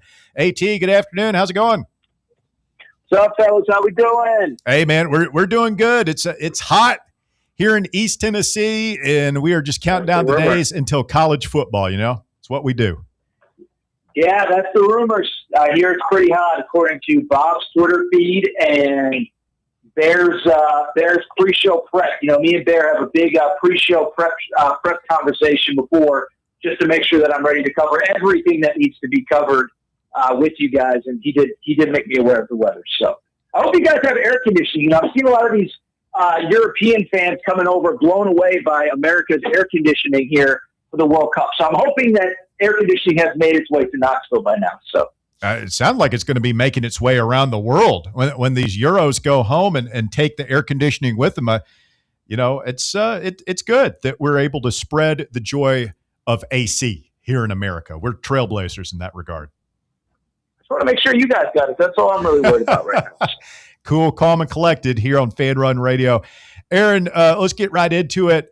The 5-for-5 rule in college sports. Guys now have 5 years to play at your favorite university. Are you in favor of this? Do you like it? You know, it's interesting. I've been asking football people. I've yet to see kind of like the tangible where it makes a difference in football. Now, in basketball, I do think it will help because we've all seen, and it's become a hot button issue with, you know, basically every school at this point, you know, bringing over these 22, 23, 24-year-old Euros and saying, oh, you know, they're just here to play basketball and get an education and da-da-da. It's like, no, they're here because you're paying them a lot of money, more than they can make at home. Obviously, it feels like in basketball, there's a new eligibility case every day. You know, we went through Bediako during the season. And I just saw this weekend Todd Golden said that he's ready to go to court over Denzel Aberdeen. And so, you know, I hope that it solves a lot of this stuff. I think what I have found in general, doing this for as long as I have, is two things. One, I am just curious if there is an unintended consequence specifically with football. If there is, I really haven't figured it out yet. But from a basketball perspective, you know, listen, how many rules have we put in place that are supposed to solve all of college sports issues that have done none of the above? And so, you know, all it's going to take is one school that a player wants a 6th year, and then he feels like he's been wronged, and then they go to court and da-da-da-da-da. So in practice, I see why it's being put into place. And like I said, specifically when it comes to football or with basketball, I do think it makes sense. I guess I'm just hesitant to believe that it is going to have this major, long-lasting impact, once the courts get involved and once lawyers get involved and all that stuff. Aaron, thanks for joining us as always. Kind of extending that topic a little bit, because you even spoke to this this week on your podcast, and that is I was watching the NBA draft, and now it's such a different wrinkle because of the truth that some of these players, you could stay another year in school and make a lot of money. And we saw a couple guys who, a lot of those projections, a lot of those mock drafts had them kind of running in the latter part of the first round. Well, some of them didn't make it till well into the second round, Henry Vassar, Malik Thomas, a couple others. And I just wonder, I think college basketball as a product on the court was incredible this year. And I think some of that was the fact that some of these players stayed back for the money that they can get through NIL. Do we think that's going to be a trend that will continue to maybe even grow at this point? I do, I do, and what I'm actually kind of curious about is, if there's any tangible pushback from the NBA. And what I mean by that is, listen, I don't cover the NBA on a day-to-day basis, but basically, it feels like a lot of these second-round picks are getting moved. Teams are trading first-round picks, 4 or 5 years into the future. I am curious if at some point the NBA says we need to make actually coming to the NBA more appealing for some of these players, because, you get to the second round of the draft and it was essentially, college seniors, many of which, didn't jump out as NBA players when you watched them during the regular season. And so I only bring it up because, listen, I don't think it's an issue that the NBA needs to solve of, the second round of the draft isn't as deep as it used to be. But, Adam Silver's never been afraid to dip his toe into something that he probably shouldn't even be dipping his toe into. But I think even worse, it doesn't feel like Adam Silver really appreciates the value that college basketball brings for his teams. In theory, I would think that teams would want to see their players in college more because it gives you a bigger sample size to decide if they're good enough, if they're mature enough, all of that. And so, listen, if we don't get our arms around NIL in college, and I think that's like a daily conversation, that's another one that I'll believe tangible things are being changed when I see it.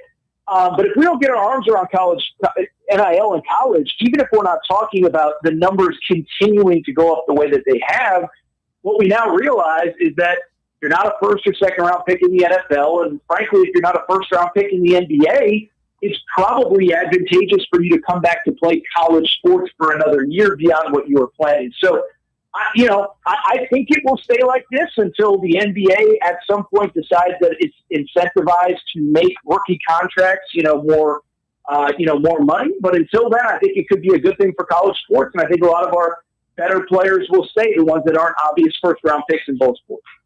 Aaron Torres with us this afternoon here on Fan Run Radio. Aaron, what was your reaction as a huge college basketball guy to Dusty May up and leaving Michigan in the middle of last week to go to the NBA? And then furthermore, what do you see in the future for the Wolverines? Yeah, listen, I think if you listen to Dusty May talk about the state of college sports, I think it became pretty clear that he, maybe more than others, was more vocal about not really being happy with where things were. And I think, even going back to the Final Four, there was buzz of, not that he was going to leave, win or lose, but that, at some point he was going to be interested in trying things in the NBA. I think my personal takeaway that I truly believe is I thought it was a little too much. College is terrible. The NBA is great on social media when it happened. Listen, college sports has its faults, but we're all old enough to know we've all had multiple jobs. Everybody listening has had all sorts of jobs. every job has benefits and drawbacks. And I thought it was a little too much. College is terrible. The NBA is great last week. And I look at the NBA. Well, the new UNC coach, Michael Malone, won an NBA title. And 2 years later, he was out as the head coach of the Denver Nuggets and it's not like the team fell off. I think they were in third or fourth place when he got fired. But whoever it was, whether it was the GM or whether it was the star players, decided that they didn't want him anymore, and he was out, and now he's in college. And so I just bring it up because I think that, if Dusty May wants to try his hand at the highest level, that's totally fine. I think he'll have success. I think certainly it could be a much worse situation than having a young superstar like Cooper Flagg. But I would also counter it by saying, he's one Cooper Flagg tantrum away from not having a job. If Cooper Flagg wakes up on a Tuesday and decides that Dusty May is the coach for him, by Wednesday, Dusty May is going to have to go on LinkedIn and update that resume because he ain't going to have a job. So, we'll see what happens. He can certainly come back to college if it doesn't work out. I don't think that, he's destined to fail or anything like that. But I think just going to the NBA just because of the state of college sports, like I said, I just think that there's a little bit more to it than maybe has been painted publicly.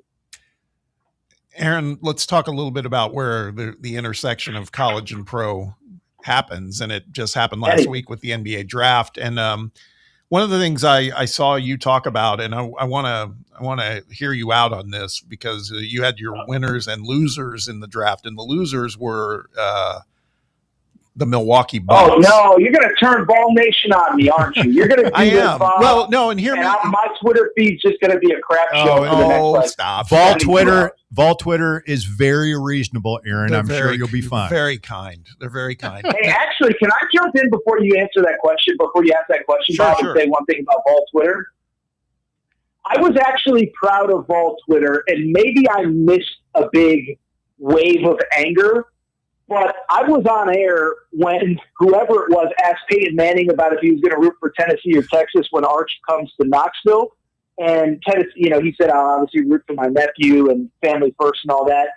I didn't really see much outrage to that. I was very proud of Vol Twitter, who basically just said, you know what, we love our icon, but it is his family, and we support him either way. That was what I saw. Now, I wasn't on Vol Quest all day. I don't know how many 1,000-post threads were crushing Peyton Manning yesterday, but I was actually pretty proud of Vol Twitter yesterday because they seemed to take that little note and nugget in stride. It's summer. Wait till September, buddy.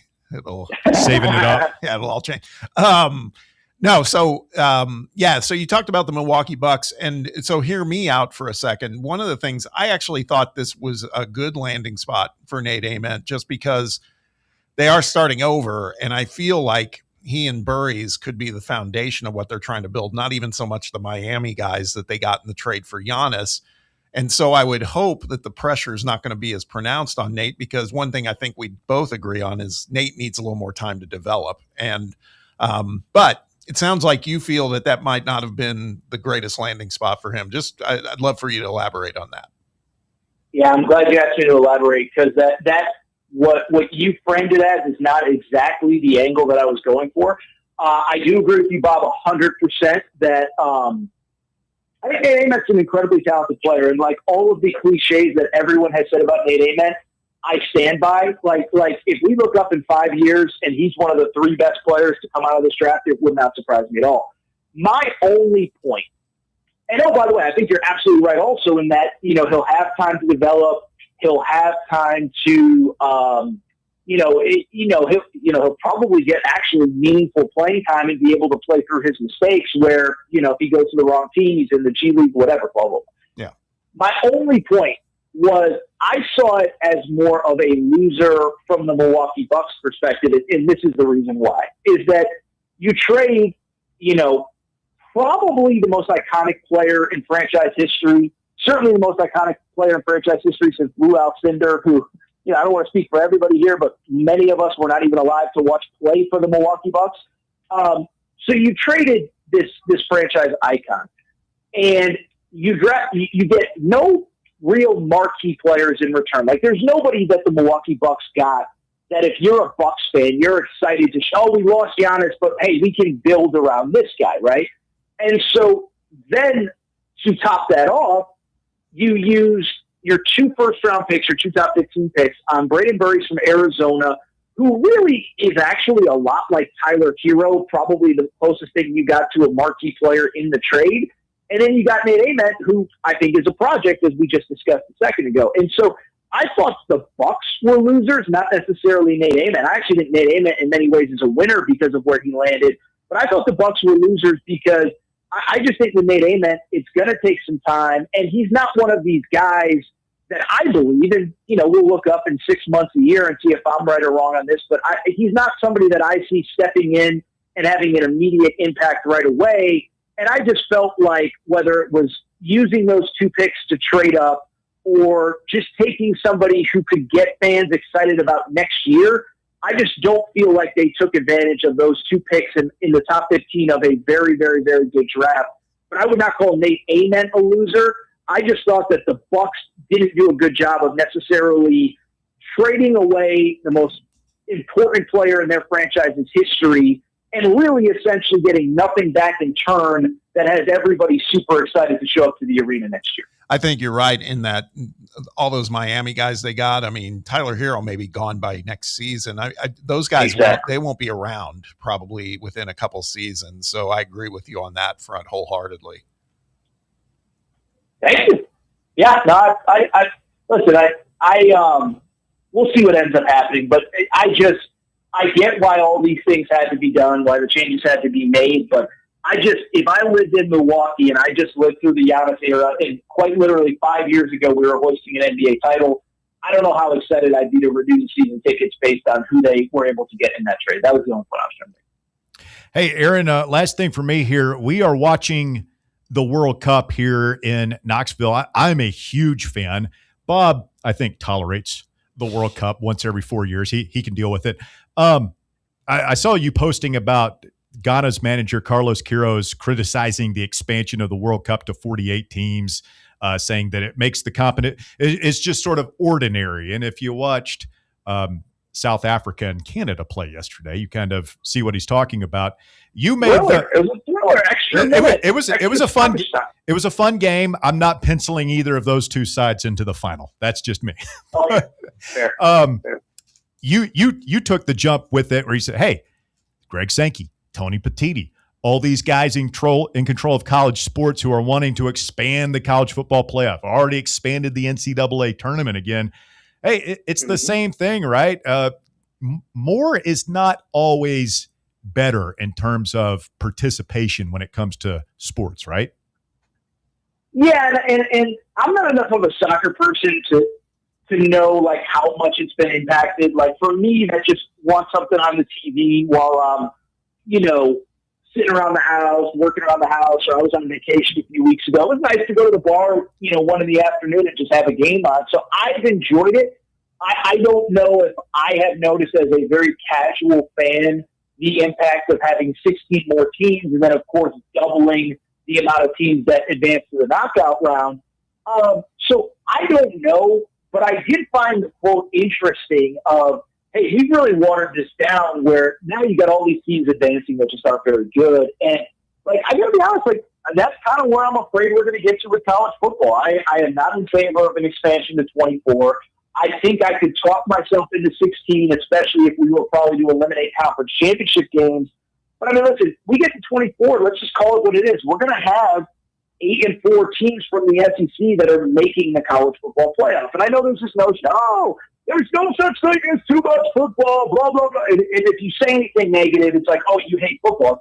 It's not that I hate football, but let's also acknowledge that college football has the best regular season in sports, a regular season that everybody else is trying to emulate. And so I do worry about what the impact is on the regular season the more we expand the playoff.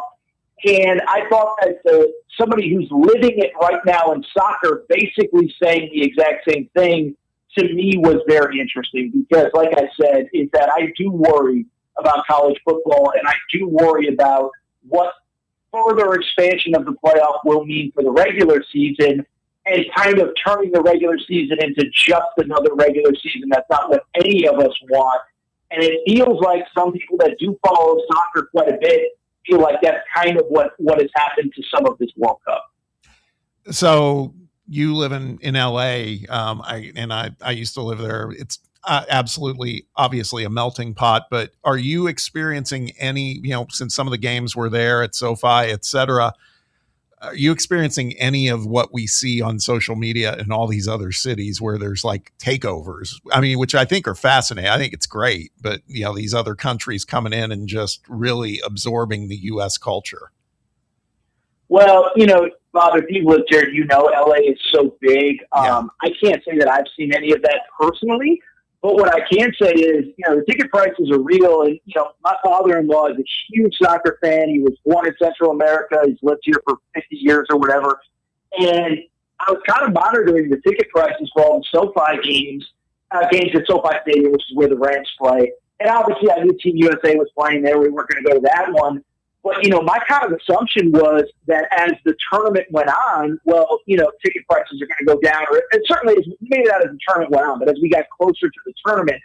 And I will tell you, I had one game in mind specifically, and from about, the day the tournament started until the day the game was, which was, of course, on top of it, which was, of course, it was in the knockout stage, so it was probably about, within the first 10 days of the tournament, the ticket prices tripled. And so what I do think and what I have seen is basically that there is interest in the World Cup, whether it's local fans, whether it's people. What I think it really is, and if I'm going long, cut me off, is I think what it really is people saying, hey, this is a once-in-a-lifetime experience. Would I normally spend $500 per ticket on a soccer game or $1,000 per ticket on a soccer game? No. But the World Cup might not ever be in the U.S. in my lifetime. And so I can't say that I've seen like a group of Brazil fans at Costco just, buying up the store. But like I have seen it in the ticket prices of there are a lot more people interested in attending these games than maybe I anticipated. Yeah, that is a hot ticket, man. Hard to get.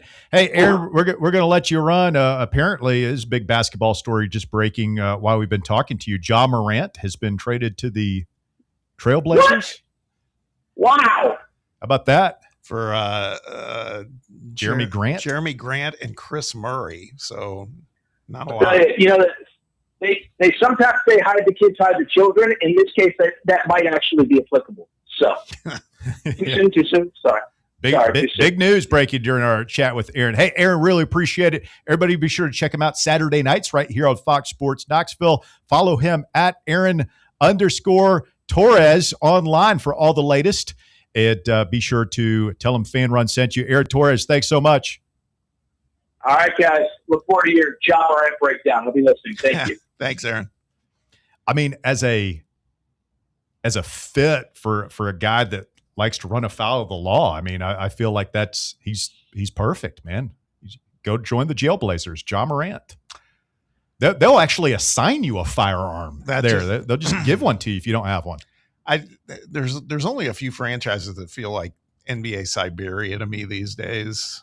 Memphis is kind of one of them, but so is Portland. Well, they have that owner he makes the gal from Major League. Oh yeah, he's extravagant. Well, and the worst thing could happen is he's also the owner of the Carolina Hurricane, who just won the Stanley Cup. So he's now got a little reinforced his. Yeah, see, it works. So you don't have to spend money to win. Yeah, he charges him for. He's just real stingy, right? That guy. Yeah, I've seen horror stories about him. Yeah, that's Ja. I mean, Ja's going to have to be washing his own jocks. I'm just thinking, though, Pacific time zone, all that stuff, man. He's just going to fall off the radar entirely. Might not be a bad thing for him for a little bit. Maybe. All right, we got to take a quick timeout. Stay with us. Back to wrap up hour number 2 of the drive coming up, and we are lifting the ban for the rest of the show on personal appearances show fodder. I don't know that that's a good idea with Bob. What? Why? Why would I? How's that? Well, you're loosely controlled as it is. We're having a discussion about sports lookalikes, and so I feel like this is a necessity in order to have this talk. Oh, I know exactly where this is going. Yeah, we're gonna talk about it, and it's up to you, Bob, if you can behave yourself and act like a professional for once. I don't know if that's possible for the rest of the program. Now that I know the context, it may not be a deal there. All right, stay with us. The drive continues. More Fan Run Radio coming up. The Drive. Big Orange Country's home for sports. This is Fan Run Radio. It's official. It's summer. And how does East Tennessee do summer? With your Knoxville Smokies, of course. Only 5 homestands remaining. So if you haven't been to a game yet, what are you waiting for? This week is a huge week with all-you-can-eat Wednesday, Knox Vegas Thirsty Thursday, Friday fireworks, and then Saturday, we're celebrating our country's 250th birthday. America's favorite pastime and fireworks. Is there a better way to celebrate? And come meet Bluey on Sunday. Don't miss the fun. Get your tickets now at SmokiesBaseball.com. Located in Knoxville's historic Old City, Barley's offers great food, live music, the best draft beer selection in town, and now your new favorite place to watch sports. Their indoor projector is perfect for any weather, and they've revamped their upstairs area with more TVs to take in all of the action. Their menu features hand-battered chicken tenders, juicy burgers, fresh salads, and the tastiest pizza in Knoxville. You can enjoy their happy hour drink specials daily from open until 6 p.m. Barley's Tap Room and Pizzeria. Is your yard starting to look more wild than welcoming? Yeah, don't let your landscape be that house on the block. At ECR Total Landscapes, we make sure your outdoor space is something you're proud of. From de-weeding flower beds to leaf blowing, trimming, mulching, and more, completely customizable to your property's specific needs. We'll handle it all. Why spend your weekends sweating it out in the yard when you can just sit back and enjoy it? That's the ECR difference. And right now, new customers can get 10% off your first month of our monthly maintenance package when you sign up for a full calendar year. That's right. Consistent, reliable service at a price that makes it easy to get started. No sweat, no hassle, just a better looking lawn week after week. Call ECR Total Landscapes today and mention promo code FANRUN to save 10% on your first month. Call 865-384-2012 or visit us online at ecrtotallandscapes.com. A brand built in Tennessee and born from the love of the game, Inward Half revolutionizes golfing comfort. Crafted by a former pro and dedicated enthusiast just like you, our luxury performance wear guarantees you stay cool and comfortable through every swing and every day. We're not just a brand. We've set out to create a lifestyle for those who understand that impeccable style and premium performance are a hole-in-one. Enjoy the walk-in with Inward Half. Blackford Veterinary.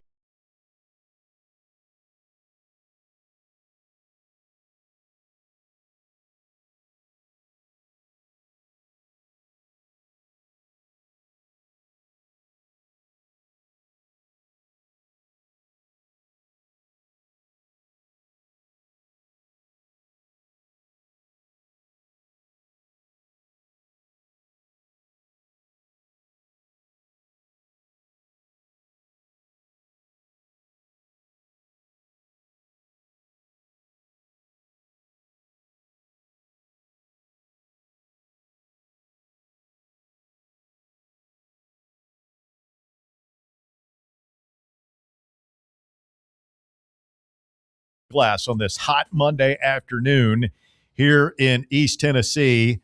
And we talk a lot about our illustrious head coach, Josh Heupel. And I saw where Jake Crane and Cone, we're going to have him on later in the week. They've got the Crane and Cone SEC coach rankings out. Heupel number 9 there. I'm sure people will be upset about that. And that's where I think Chris Lowe had it. I mean, it's where it's hard to argue with when you go through that. Anyway, that's not what we're talking about here. It was brought to my attention. It's funny. Sometimes you have a little throwaway line on the show, and it turns into a big deal. How did the 1990s closer Rod Beck come up on the show last week? Do you guys remember? No, I was don't. it when I wasn't here? I don't remember that at all. I want to say you were here. I don't remember what we were talking about, but talking about old Cubs or the name Rod Beck popped up randomly on the show. Anyway, that night, alert listener Jeremy_S8, better known on Twitter as Bring Back Todd Raleigh. Jesus. So, I mean, like, you know, he's an anarchist. Either that or he's mentally unbalanced. I don't know. But he sent me this DM that night, and I just saw it on Saturday. He says that Rod Beck, who we talked about, and if you don't know who that is, I guess Walker's generation might not know who that is. Rod Beck was a pretty famous closer. I remember him with the Cubs and the Giants. Yeah, big, and he had this handlebar mustache and like this mullet that would just flow in the breeze. His nickname was Shooter. Little overweight, like a very much a real life Kenny Powers. Yeah, so I was getting ready to say I would imagine there was some inspiration from him. Not an athletic looking dude, but he would come in and throw gas back when a closer was a closer, and they would only bring him in if they had a chance to get saves. Of course, that's not how we use quote unquote closers anymore, but whatever.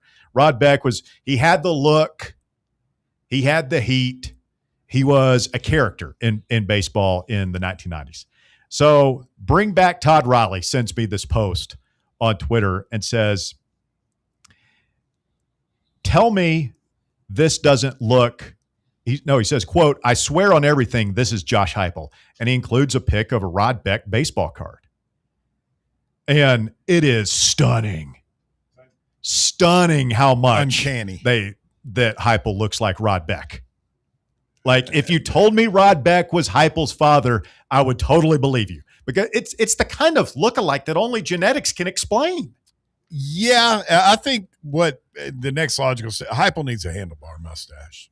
Well, that's where it went, and I've seen your Photoshops and everything, because this thing blew up. It hit the message boards and everything. It's funny, like the stuff, because I was like, well, people got to see this, so I posted it and gave him credit out there. And so, yeah, I mean, if Heupel grew the handlebar mustache and the mullet, like, did he still grow a mullet? He's kind of thin on top, isn't he? I don't know if you understand what a mullet is, Bear, but a mullet is business in the front, party in the back. Yeah, it's from the back, not the top. You don't have to grow long hair. You just grow a mullet. He wears a hat, so like he would look the same, right? And by the way, if you want to see the Photoshops of Heupel with a Rod Beck mustache and mullet, just go find my tweet and look at it. But it is absolutely fantastic. And I would love for Heupel to do that. I'm not holding my breath. I don't think that's going to happen. But we put out the call for other sports lookalikes. And I've got a couple here. You guys tell me what you think. Jared Goff looks like Ryan Gosling, the actor. I've seen that one. I think people have said that, right? That's kind of out there. Similar face. This one I had not seen before, but I think it's pretty apt. Former NBA sharpshooter Kyle Korver. He might still be playing. I don't know. Is Kyle Korver still a thing? No, he's gone. Not playing. And Ashton Kutcher. Maybe I can see it a little bit. Yeah, go look at the pictures side by side. You'll see it. Maybe the best one I saw, Mike Tomlin, former Steelers coach. Now that sounds weird to say former Steelers coach, but that's the end of an era this fall. Mike Tomlin and Omar Epps. That's what I was getting ready to say. I bet it's Omar Epps you're getting ready to tell me. If you're going to do the Mike Tomlin movie. Omar Epps looks like his little brother. Oh, yeah. Omar Epps has to play Mike Tomlin, right? Yeah, it's got to. Steven Adams and Jason Momoa. People have made that comparison before. Jason Momoa would definitely play Steven Adams in the movie. And then this one might be my favorite. Sidney Crosby. Who do you think would play Sidney Crosby in the movie? I have no idea. Think Saturday Night Live. Oh, hold on. I don't know. Andy Samberg. Yeah. Okay. All right. Except Crosby's probably about 5 times bigger than Andy Samberg. Could see it a little bit, right? The Heupel and Rod Beck stuff is just fascinating to me. If Heupel could, dead on. Come on, dude, grow it out, jowls. Man. Like Bob, you would stop messing with him over the razor thing. Is not being acquainted with shaving. If he would just go ahead and work the handlebar mustache, that'd be great. I love it. I mean. You have to get to that point too that Mike Gundy got to, where he was comfortable enough in his own skin. Okay, they're not going to fire me, that I can have a little fun. I'll grow a mullet and it'll be cool. Like, you can't do that in your first or second year. I think hype is at that point. Now, if he did that now and he came out next season with the handlebar mustache and the mullet and we threw up like a 6-6, people would be, get this idiot out of here. He looks like he looks like a moron on the field, and we can't be embarrassed going 6-6 with a guy who looks like Rod Beck. Yeah, but what if we made the playoffs, made a deep run? That's the other side of it. He'd be stuck with that forever. If you rocked out with it and we're 10-2 and we're going to the playoffs and we're dropping 50 burgers again, you ain't shaving that thing. Now, then you're a badass. Let's take it another step forward and give him a hoop earring. I wouldn't go hoop earring. What I would contend, Bob, is you somehow source or have custom made the old 70s custom bike athletic wear that the coaches used to wear and strap him in a pair of those shorts. That shirt with a giant collar like Johnny wore. Yeah, I mean, that'd be incredible. I think all you got to do is the ball cap, a pair of shades, like a cool pair of Oakleys or something underneath it would look pretty cool. Should the coaches have to wear like throwback coaching outfits when the team's wearing the throwback looks? I don't see why not. I mean, if he was going to do that, he would have to wear the Johnny Majors coat and tie, right? I mean, can you imagine? Oh, yeah, Heupel. Can you imagine Heupel with the Rod Beck, no hat, the mullet, the handlebar mustache, in a coat and tie on the sideline? He's like dressed. How awesome that would be! McClellan's. Oh my God! I'm telling you. See how like liberating it feels when you lift that embargo and talk about the possibilities. Yeah, we aren't making fun of him for being overweight. Yeah, Bob. I think he looks cool. Yeah, well, there's a difference. Not sure it looks cool, but of course, Jalen Brunson, and I don't know who the actor is, but Prop Joe from The Wire. yes. Yeah, that's right. That's a famous sports lookalike out there. I'm sure there's some other ones. If you want to let us know, you want to get in on this. If there's, I've always thought this guy looked like so-and-so. This is it. 1 hour only. And then tomorrow we revert back to show rules. This isn't numb. Personal appearance is not show fodder, except for this next hour. The Drive. Fan Run Radio, 865-966-3435. Your number to get on board. Top 5 at 5 up next, and then we're back to it. Stay with us. The Drive. Fan Run Radio, the flagship station for Tennessee fans. This ain't no wishy-washy, limp-wristed, kale-eating, half-ass sports radio station. We're your in-your-face, truth-telling, say it loud, flag-waving, face-painting, hardcore, bring the noise, causing a ruckus, don't give a damn sports station. Sports talk that doesn't just hang up and listen. For the fans. This is Fan Run Radio. Get some. Citizens National Bank.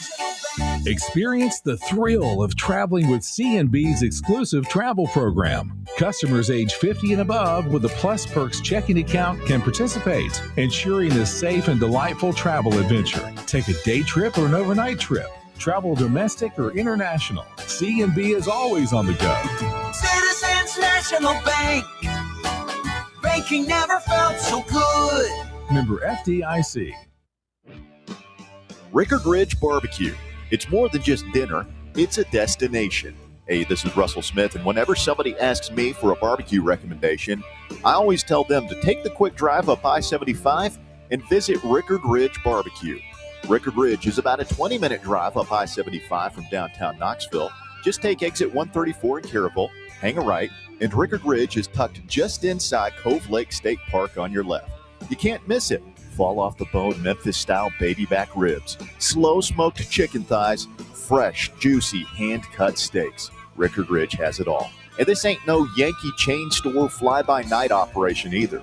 Owner Mark Rickard has spent years honing his smoking skills in Memphis, and his secret recipe and techniques have been driving East Tennessee wild for years. So make time to check him out.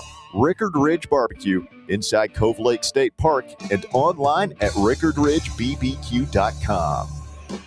Are you thinking of buying a home but don't know where to start? Well, call VFL Josh Travis, your local mortgage expert with Foundation Mortgage, based right here in Knoxville. Whether it's your first home or your forever home, He'll keep the process simple every step of the way. To get started, visit mortgagebrokerjosh.com or call 423-312-9777 today.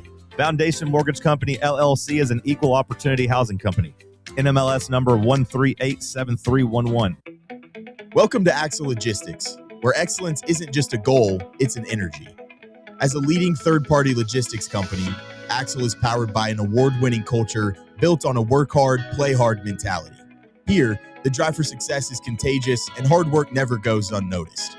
Whether you're just starting out or looking to level up, Axle Logistics is the place to launch your career. Join us and take your ambition to the stars. To learn more, visit axlelogistics.com. You're listening to FM 105.7 and AM 1340, WKGN Knoxville, and W289CU Knoxville, Fan Run Radio. We really need to get some branded stuff.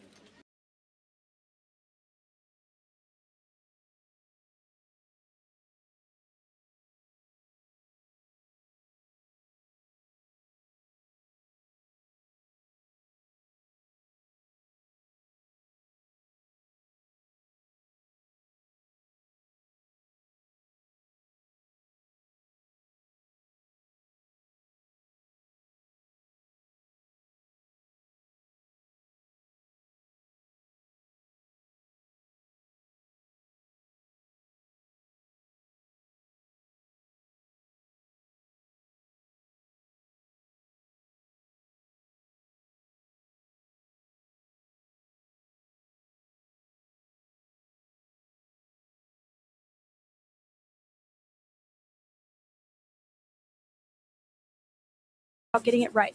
SM Athletics. It's time for the Drive's Top 5 at 5. Quitting time on your Monday, 5 o'clock here on Fan Run Radio. Thanks for tuning in to The Drive. My name is Russell Smith, as it has been for 45 years, alongside Bob Baskerville and Bear. The guy you hear is saying, is Walker Smith. No He's relation. got the top 5 at 5, brought to you this afternoon by ECR Total Landscapes. Walkman, hit it. At number 1, Tennessee great Peyton Manning gave insight this weekend on who he will be rooting for between Arch Manning's Texas squad and the Vols when they meet in Neyland Stadium in September. When asked who he'd be rooting for, Peyton said, quote, "Nothing is more important than your family. My dad dealt with it when I was in college when Tennessee played Ole Miss. I pulled for Tennessee unconditionally, but nothing is more important to me than my family. And when you have a nephew playing, I pull very hard for him every single Saturday." He could just wear like a white, orange checked shirt. You know, it's kind of like between oranges. You could probably get away with that. I think you should do the Rob Lowe, just wear like an SEC logoed hat. Maybe it looks like a green polo. Just represent the conference. Green, but good. What, just man in black. Just all black. Head to toe. I will say, if he shows up in a damn Stetson, that's a problem. That's a problem. Then you got something to say. Well, first of all, his head's, and speaking as all right, here we go. That's fair game. I got a big head, so does he. His head's enormous, so that's not a look he can pull off. Does have a big head. You think that sucker is like an 8.5? No. I got a big head too. Like I just can't wear hats. Like I've got one hat that fits really nice, but I've had it for so long that it's kind of it's getting gross, and I can't find any other hats that fit. Well, you found that one time, but our old buddy Kress, who another big-headed dude. Oh yeah, got the same one, and he that was a flat bill, and I feel like I look stupid in a flat bill. You do. Thanks, Bear. Well, I mean, you're just other people said no. Other people said I looked fine. They were lying to you because they looked funny. But you're an old guy, like you just don't understand hat. You aren't that much coolness. younger than me. Yes, and I am. You did not look cool in that flat bill hat. Well, Is there a picture of this? I'm not going to you for my fashion advice. Can I anyway, see a picture of Russ in a flat bill hat, please? I don't think I have one, but I'll. It's like the Steve Buscemi meme. Next time we go to the Cove, we'll Hello, go to the kids. gift shop and I'll put one on for you. All right. I need to see it. At number 2, former Tennessee Titans running back Chris Johnson announced today that he has been diagnosed with ALS. Johnson, 40, said he was diagnosed with a disease also known as Lou Gehrig's disease last year. He said he wanted to share his story to potentially help others and inspire more research on curing the disease. Think they'll find a cure for that? What's more likely, they find a cure or like a vaccine?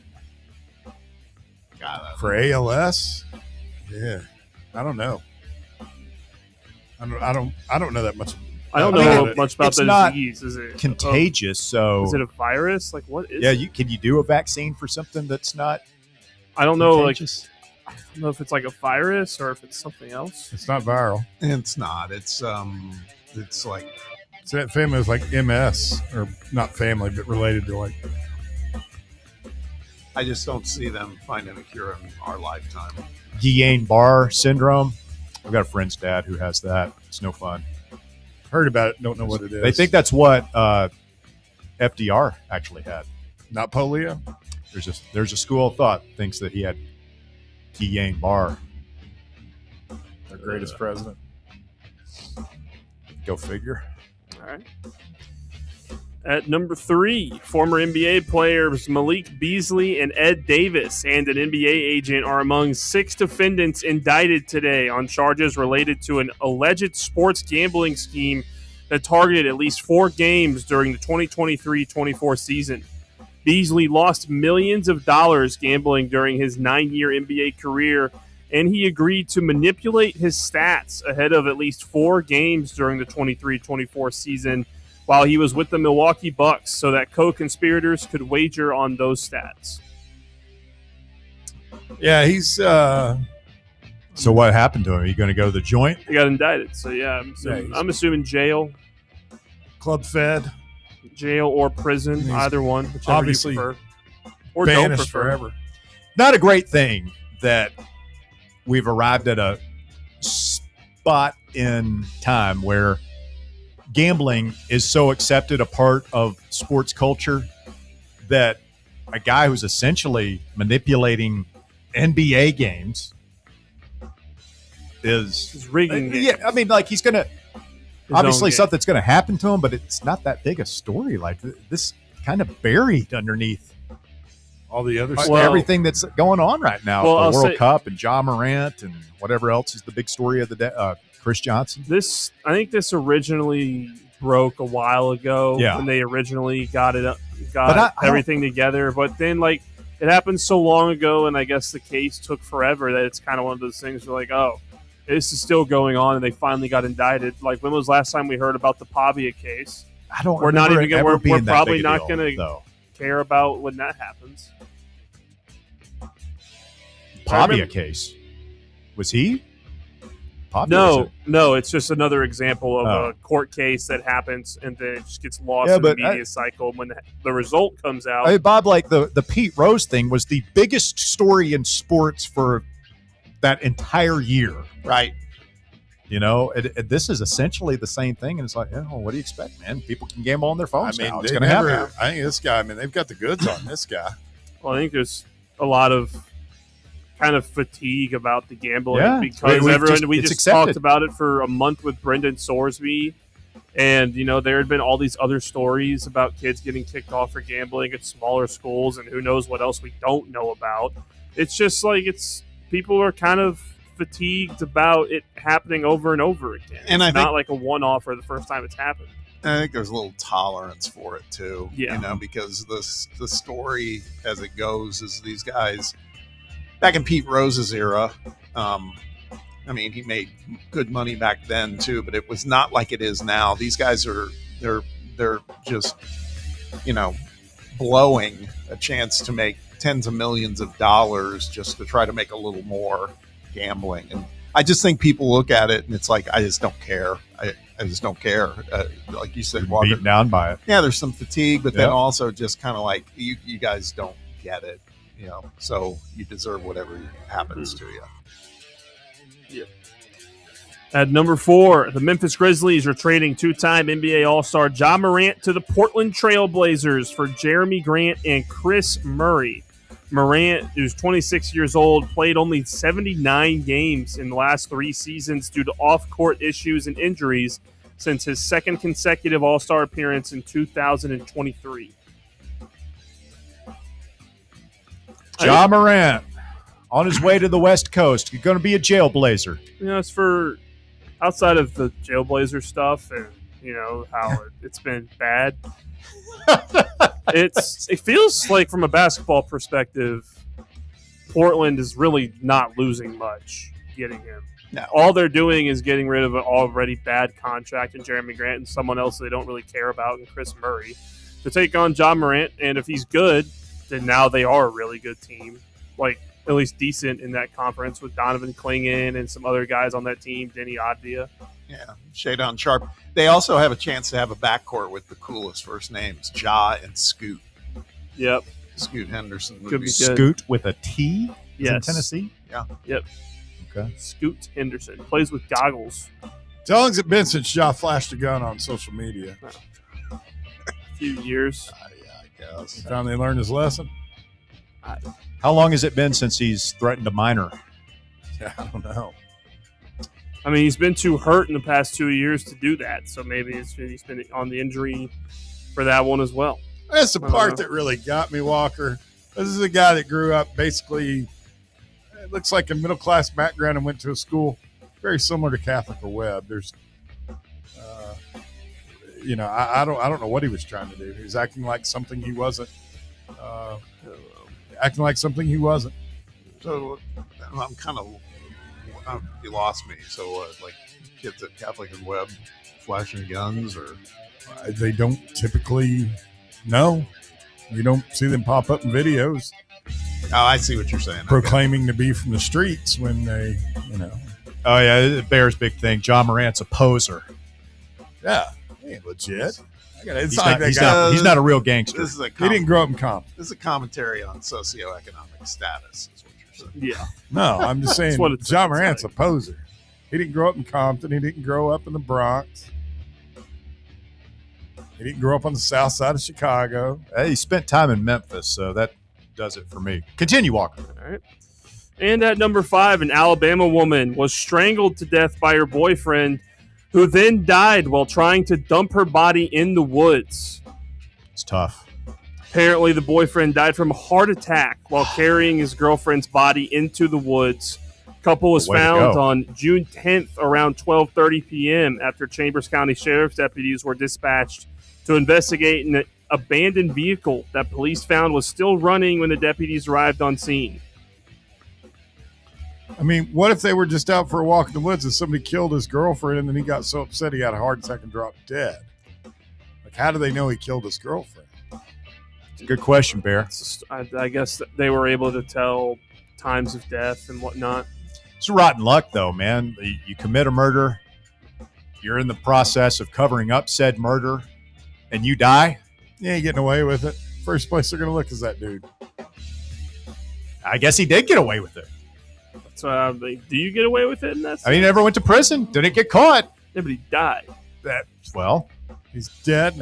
Every man dies, Walker. Not every man truly lives. It's Braveheart. Wow. Okay. And you haven't seen Braveheart, That's have you, Walker? No. Yeah. You think that was his dying thought? I got away with it. That's tough. You catch me, coppers. Don't kill people, kids. Oh, my God. Crime doesn't pay. Breaking news. Oh, my God. Do we need to go to the desk? We do. All right, Bear, fade the music down. We go to the Fan Run breaking news desk. That's great. We have a stunning first goal in the Paraguay versus Germany match. Paraguay is up 1-0 on the almighty Germany right before halftime. I got to say, I'm cheering for, who is it, Paraguay? I got to say, I don't care. Oh, I always root against the Germans. You do? Yeah. Wow. I do feel like that was a terrible misuse of the breaking news. Walker? No. I thought it was the first You've time. done this before where wait. you use the breaking news desk to update scores on the World Cup. Don't tell me it was a misuse. Don't do it. Are you, first of all, are you raising your voice at me? I knew what you were about to say. Second of all, where is that stupid button, man? Too many buttons here. Too many buttons. Like, you've had a rough day. First of all, the Gumgate and you're tepid taking responsibility for it. He's owed an apology. And then whatever this is right now, like we're treating a goal. Like, I'm with you. I love, but you got to have some self-awareness here. Like, for the guy getting in his car, driving home from work, Paraguay scoring an early goal against Germany probably doesn't warrant a trip to the breaking news desk. So I thought it was a final. I thought they'd been upset. That would have been worthy of it. It just started. Oh. It just started. Walker. Are you raising your voice? It's almost halftime. Dan Marino and David Hasselhoff. What do you think, Bob? That's a pretty stunning lookalike right there. That's pretty close. Yeah. I see it. Young Hasselhoff, young Marino. Somebody said on the live chat, and this is a really good one, and we're missing it, is Lane Kiffin and Daniel Tosh. Yeah, that's a good one. Pretty good right there. Of course, the OG lookalike is John Gruden and Chucky. Yeah, I love Tennessee. That's a good one. John Gruden, man. This is Wayne Gretzky and Martin Short. That's actually stunning. That's pretty good. That's pretty Short. What's Martin Short in? Three Amigos. Three Amigos. You go see it. He's Ned Niederlander. Very underrated. We have a request on the request line. Oh, I know who that is. From Phil. Mm-hmm. He's just saying we haven't heard the Russian anthem in a while. Oh, heard at the beginning of the show. It's Phil. been an hour. Yeah, well. Oh yeah, 2 hours. Phil needs it. He needs a thing. I'll shoot you a link. There's a. He did say that FDR was his favorite president. We're just going to let that one slide under the radar. Joshy Boy follows up with a command saying, "Play it, Russ."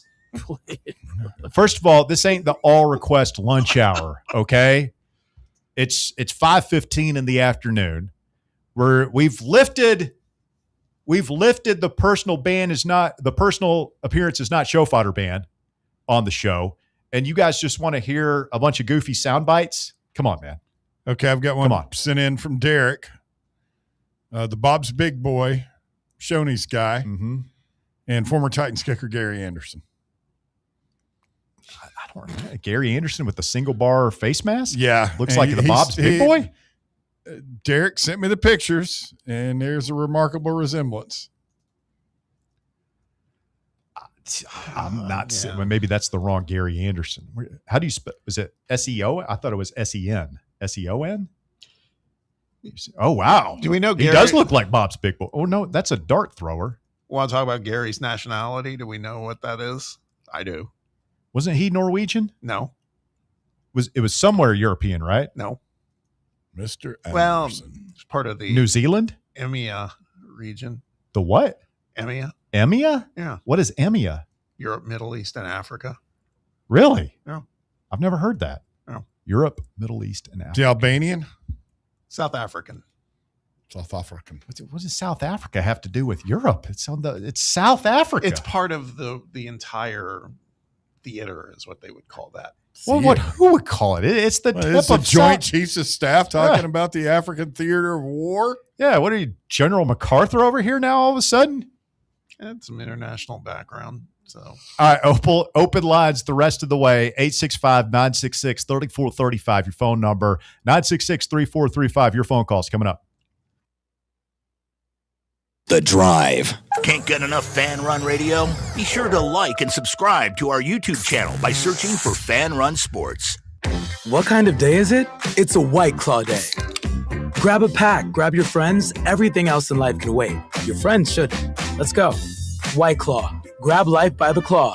Please drink responsibly. Hard seltzer with flavors. White Claw Seltzer Works, Chicago, Illinois. A brand built in Tennessee and born from the love of the game. Inward Half revolutionizes golfing comfort. Crafted by a former pro and dedicated enthusiast just like you, our luxury performance wear guarantees you stay cool and comfortable through every swing and every day.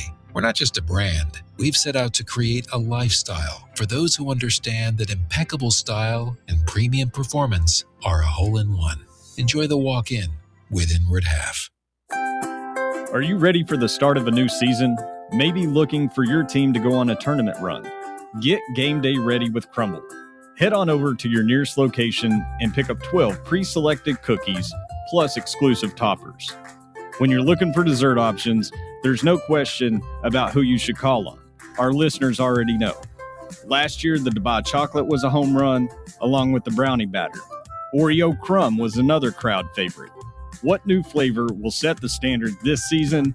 If you're in the Knoxville area, there are 3 locations ready to serve you: Clinton Highway, Parkside Drive, and Maryville. Download the Crumble app to build your best lineup and vote on the best combos.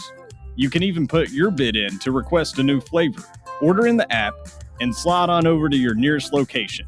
Tell them Fan Run sent you, and as always, it's for the fans, by the fans.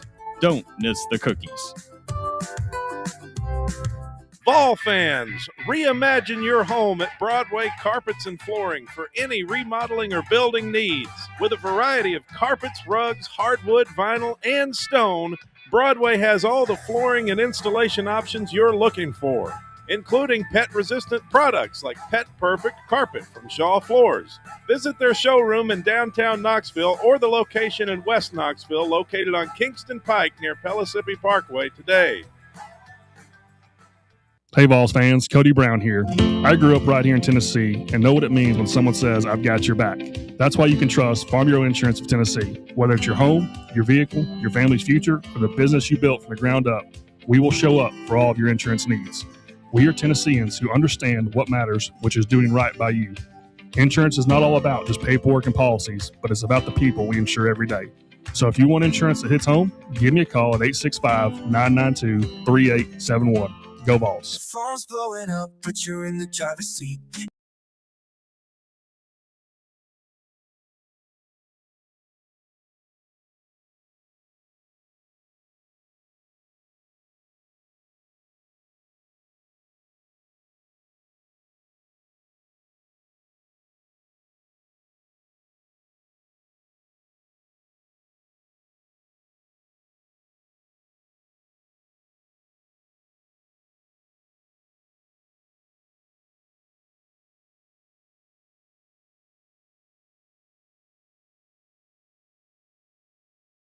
Like Greg McDermott. Russ looks like Roy Kent. Bear looks like a commie. Whoa. And Walker looks like a guy who likes soccer too much. Okay, Jim Knowles. Russ looks like you do look like Jim Knowles. Nobody's brought that up yet. Wow. Who was Bob Saget? That's your celebrity doppelganger. Rest in peace. I have heard the Roy Kent, the guy from Ted Lasso. Yeah. Brett Goldberg. I get that. It's a handsome guy, I've always said. Bob does look ridiculously like that basketball with Greg McDermott. Steve-O says mustaches and mullets make every man look better. If you can pull it off, it's an elite look. Jason Spears on Twitter's, how about Steve Martin and our guy Christopher Gabriel? It's pretty good. That is good. Pretty good. Jabo888 says Basilio and Quentin Tarantino. I've never thought of that. He looks just like Quentin Tarantino. Yeah, that's good. I haven't heard that. Oh, that's good. Spot on. It's scary how much they look good. the same. Like you could Quentin put. should take that as a compliment. Yeah, they're both handsome dudes. Both hyper talented. Let's get a call from Roberto. Good afternoon, Roberto. You're on the drive. It's Fan Run Radio. Good afternoon. Russ, I think you share a birth year with Brett Goldstein, if I remember correctly. He's like 45. Yeah, I mean, it's you about. really do look like him. You're way taller, though. It's about the age that men peak in terms of sexual attractiveness. Virility. Just what Phil Mickelson said. Yeah, you know, if only you looked like him as Hercules, right? As Hercules. Talking about Kevin Sorbo? He plays Hercules in one of the Marvel movies. Oh. Shoot. I'll have to go check that out. Yeah, he's Hercules. Which one's Crow Zeus in? It's whatever. It's Hercules and that. Now that just got weird. Sorry, Russ. I think you're a very good-looking guy, for the record. Wow. That made it more normal. Yeah. That stops the weirdness right there in its tracks. That fixes everything. Speaking of weirdness, how about Germany losing? I told you. Did I not call it, Walker? I told you they've been on the struggle bus a little bit. You did say that. Yeah. Mm-hmm. They didn't make if it they out got of the group beat here, like 4 when was years the ago. last time they took a beating like this? During the Bulge? Back in the winter of 45? Well, they lost to someone Well, bad 4 years ago. We'll see. They'll get on the front foot. You know, Germany's problem, Russ, is they don't have a goal scorer. Since Thomas Müller doesn't play for them anymore, like they don't have a goal scorer. This Undov guy is supposed to be the second coming, and they can't even get the ball to him. He's touched the ball 3 times today. He's no Miroslav Klose. Tell you that right now. You got your head, brother. Super Mario Götze. You ever seen that? Never mind. That's going to get weird. Guys, this World Cup has been a little bit more exciting than Tennessee's lack of ability to find a defensive end. I have found that this Coleman, Chaz Coleman thing, is it just me, or are you just glad it's over at this point? Personally, I don't even care. Yeah, it was over for me a month ago. I feel like they're just dotting I's and crossing T's, really. Is that what do you mean a month ago when he didn't show up for the first time, the second time, or the 8th time to practice? Which one was that? I've lost count, but I was not counting on him for a long time now. And I think it was Bear referring to the Jordan Ross thing. I think we probably maybe could have let Jordan Ross walk, but could we not have gotten like 2 more really, really good transfer defensive ends for $2 million total? Yeah, but you can't hold that against him. I mean, okay the Coleman kid was the fair. Cream of the crop. I mean, he was going to be the can't miss next big thing. So he look like a defensive end to anybody else? Kind of looks like a DB to me. I don't know. None of these guys look like what you used to think, a defensive end would look like. Well, that position has gotten smaller. It's more about speed rushers than power rushers nowadays on the outside of the And, line. Russ, to defend Joshy Boy, far be it from me, but he's actually right. I read an article yesterday that said they're putting Spillman at end now. Oh, really? You're saying it's between the tackles. Yeah, he was actually right about that. I don't know who it was that said it yesterday, but it was an article yesterday, and they said they've been playing him a lot and repping him a lot at defensive end, trying to put some weight on him and get him out there. Well, that makes sense. I mean, you're going to have to get creative. Bob, you and I were talking about that during one of the breaks, whether it's moving a guy from linebacker or just becoming more creative in your blitz packages and sending more linebackers and defensive backs and finding creative ways to get to the quarterback. Yeah, it's where we got depth, right? So, I mean, at a minimum, it's like, heavy 3-4 pro. It'll be interesting. This is where Knowles presumably will earn some of his money too. Yeah.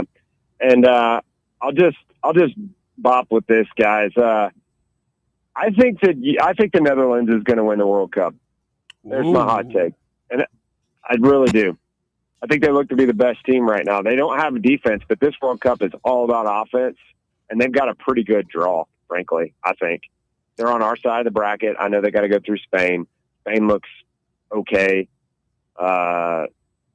Argentina is on the other side of the bracket. I believe Brazil's on the other side of the bracket. I could be wrong. But all that to say, there's your hot take. If I was laying money on somebody, I'd lay it on the Netherlands. See ya. Was it the Netherlands fans that were invading the Travelers Golf Championship rooting for Victor Hovland? No, that was Norway. Norway. Yeah. No, the Netherlands are the Orange Army. That's right. The guy, they bring orange. it like, I mean, it's like looking at us back in 98. Yeah. Norway's the red, right? Yeah. Norway is the red with the blue cross. Yeah. Yeah. No. Who are the Dutch playing tonight? It's Morocco. That's right. It's a really, really Moroccans. good game. That'd be a big one. Mm-hmm. Isn't Morocco? Wasn't one of their guys? There's been a lot of rape accusations this World Cup. Have you noticed that? These guys a little rapey? Very rapey World Cup. There was a new one today. The Cape Verde guy. goalie, yeah. There was the guy, I'm like Thomas Partey. Thomas Partey couldn't get into Canada because of accusations. Any of you guys ever been to Morocco? Bob? Thought that was going in a different direction. No, I've not been I've been to the Moroccan Pavilion at Epcot Center, though. Had a lovely meal. Lots of couscous. I've never been to Morocco. I always wanted to go there. I don't know why. Just That sounded cool. Crosby, Stills, Nash song, the Marrakesh Express. Yeah, it's a good song. No, it's not. Let's get Matty Ice in here next. Matt, you're on the drive, Fan Run Radio. There, you will not kill my comparison. It's not good, man. Go ahead. Well, who is this? The guy from Arkansas with the alopecia? Jordan Walsh. He gave us fits. Jordan Walsh. And Dobbs, other than alopecia, those two look nothing alike. Oh, no, I disagree. I think I see a similarity. I mean, you don't. We would spell it out for you here. Bald, light skinned, like it's striking resemblance. The Walsh kid. I mean, no offense to his mother, his father, but he's not attractive, and Josh Dobbs is a good looking fella. The only thing those two have in common is the fact they both have, no hair. Wow. The eyes are different. Well, the nose is what are different. you looking at right now? I mean, they're I'm not looking at their twins, pictures but side by side. So Go ahead. me and Jim Knowles. Go ahead, Matty Ice. You're good. It's just funny because I literally lived in Arkansas for a half year, and folks even said that they looked alike. So I'm going off of what they've shared. I see it myself, but that's just me. There's yeah, I mean, it's alopecia's the silent killer. I mean, the kid from Arkansas, Matty, is cross-eyed. Cross-eyed. Look, zoom in. He doesn't look a damn thing like Josh. You owe Josh Dobbs an apology. An apology. Wow. I'll consider it. I'll leave you with this, though, Consider an Russell. apology. Russell, if the Vols could guarantee a national championship or a FIFA World Cup, but you couldn't pick the sport, and it was going to either the women's basketball team or rowing, or the men take home the FIFA World Cup. Which one are you choosing? I'll hang up and listen. Oh, the World Cup. It's the World I don't give a Cup. damn about rowing. What did he say? Basketball? Like Lady Vol basketball or the rowing team wins a national championship or the U.S. men win a World Cup? I'm not even going to watch it. It was And I'll confusing tell you to me. Too many qualifiers. The United States if the United States were to win a World Cup, even as a even casual Well, people are fan always of it, comparing it to the Miracle on Ice. It's not that. It would be so much bigger an upset than that, wouldn't it? Yeah, I don't know. No, the Miracle. those were college kids and the Miracle on Ice and all that. Like that was That dumb. Soviet team were guys that now would be all-stars in the Yeah, but NHL. I'll have to go back. I don't know, but I have to go back and look at the Winter Olympics. But I feel like our hockey team has always done well. Yes, the Soviets and the Canadians are better. Maybe some of the Norwegian countries, Canadians but aren't like either. our hockey team. I don't know the history, but we've never since 1930 when, I mean, let's face it, what is this? Black and white days. Yeah. Like in the modern era, we've not really been competitive in soccer. We made the quarterfinals in 2002, and nobody thought we were a threat to win. We didn't make it 8 years ago. Nobody who really knows soccer right now expects the Americans to win. No, we'd have to probably beat Spain. So I feel like it would be a bigger upset. But if you're asking me personally, like I don't know, Bob, is this you're less of a soccer guy? I mean, are you taking the Lady Vol Natty? Probably not. I think I'd take a win in the The Americans winning the World Cup this year would be the shock of all sports shocks, and it would be the biggest sports story in America since the OJ trial. I mean, it would be insane. I can't even fathom what it would be like. No, it would. You'd have to go back to the Miracle on Ice. It's bigger than that. It's like just the way that the world has been so much farther ahead of us in soccer for like almost 100 years or more. And hockey, like Russ is right, like we weren't, that Soviet team was really, really, really good, and we were playing college kids. But the gap between them and that Soviet team is not as big as what U.S. soccer is compared to these big European teams. We've got one of our players plays in, the Premier, whatever Russ calls it, league. I think there's a bigger talent disparity in 1980. I could just listen to you guys both argue about something you have no idea what either of you is talking about for the rest of the show and be entertained. Sometimes you're a putz. Oh, just a complete listen, schmuck. the name calling has got to stop, okay? You guys, I could just sit here the all afternoon and listen to you guys just argue with each other. The name calling, just because personal appearances show fodder has been lifted as a ban on the show for the hour, doesn't mean you can name call. I mean, come on, man. I've got to draw the line somewhere. I've got to maintain a shred of control over the program. Just a shred. Just a shred. That's all I ask. I haven't gotten any complaints today. I'll tell you this, Walker, if Team USA wins the World Cup, that is breaking news worthy. Okay. All right. Wherever you are, you just have to come to the station and break in. So they'll probably be on a Saturday or Sunday, so you've got to drive over here. Breaking news. If the United States does win the World Cup, I will come over and do a voluntary reaction live on a weekend. I'll do it. That's how confident I am. It's Actually, not going to happen. I don't know if I'd be able to get here if we won the World Cup. All right. Speaking of a big patriotic week, we are celebrating 250 years of precious freedom all week long, and it culminates with a big live show coming up on Friday out at the Casual Pint North Shore. Would love to see you out there. Make plans to join us. We'll be broadcasting live from 3 to 6. They've got air conditioning inside there. They better, anyway.